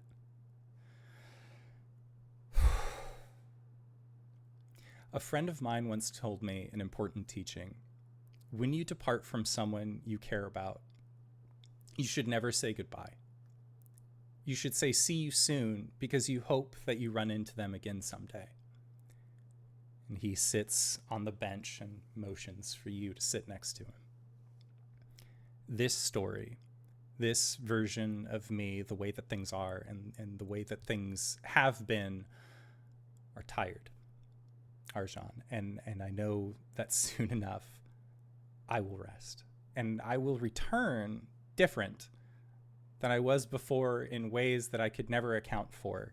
I will be the same in ways that I could never imagine, but regardless of the way that I find myself once again being able to witness you from this place, I hope that when the time comes, that when we're able to meet again, that we'll both be smiling.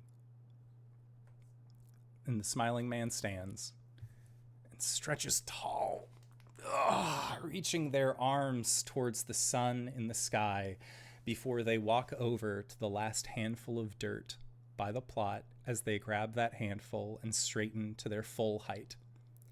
You watch the last bits of the smiling man's mountain fall out of his fingers as it catches on the wind. The world around you begins to shift and shiver as it too catches on the wind like sand upon the beach. Your vision begins to shift to white as this place beyond realms fades from your view as you hear the final words at the end of the mountain.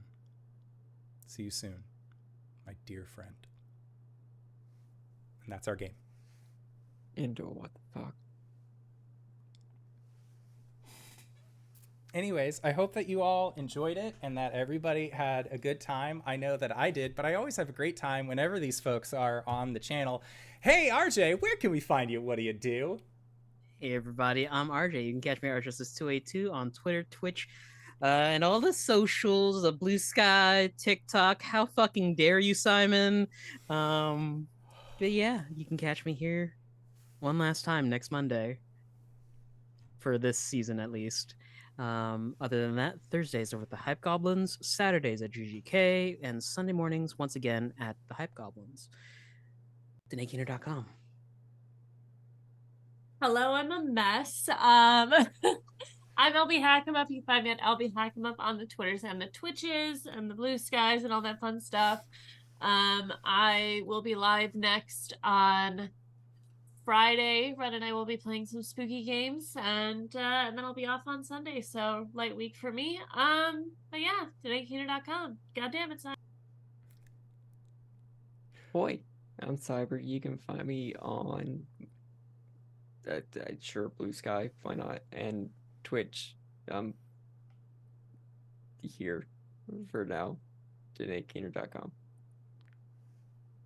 Hey everybody. You know where to find me. Yeah. DanaeKeener.com. Hello, everybody! If this is your first time joining us, you probably already know who I am, but if you don't, hey Acorns, what's up? It's me, your buddy, your pal, your friend, the Indoor Adventurer, the showrunner here at twitch.tv/IndoorAdventures. We do shows like this at 5:30 p.m. Pacific with your spirit, Levi.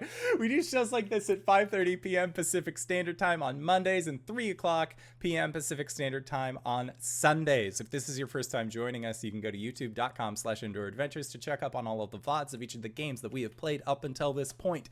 This has been a fantastic campaign. Go check it out. It's all fucking there. But for now, we are going to be heading out and going into our Patreon-supported after show called Nights in the Courtyard, where we answer questions not only from each other, but also from the community. So if you have any questions for myself or any of these other fine folk about what it is like being this far into the campaign and learning how to say goodbye, that is the best possible time. Now is the best time that you can do that. So join us for that. You can, of course, ask us those questions in our Discord. The link can be found in the Twitch chat to the side or in the description of this video or audio cast down below. But for now, we are going to be going into that after show. So I'd like to say once again, thank you to everybody who decided to stop by. Thank you to these players for putting up with my bullshit once again. Until next time, we'll see you all soon. All right, everybody. Bye-bye.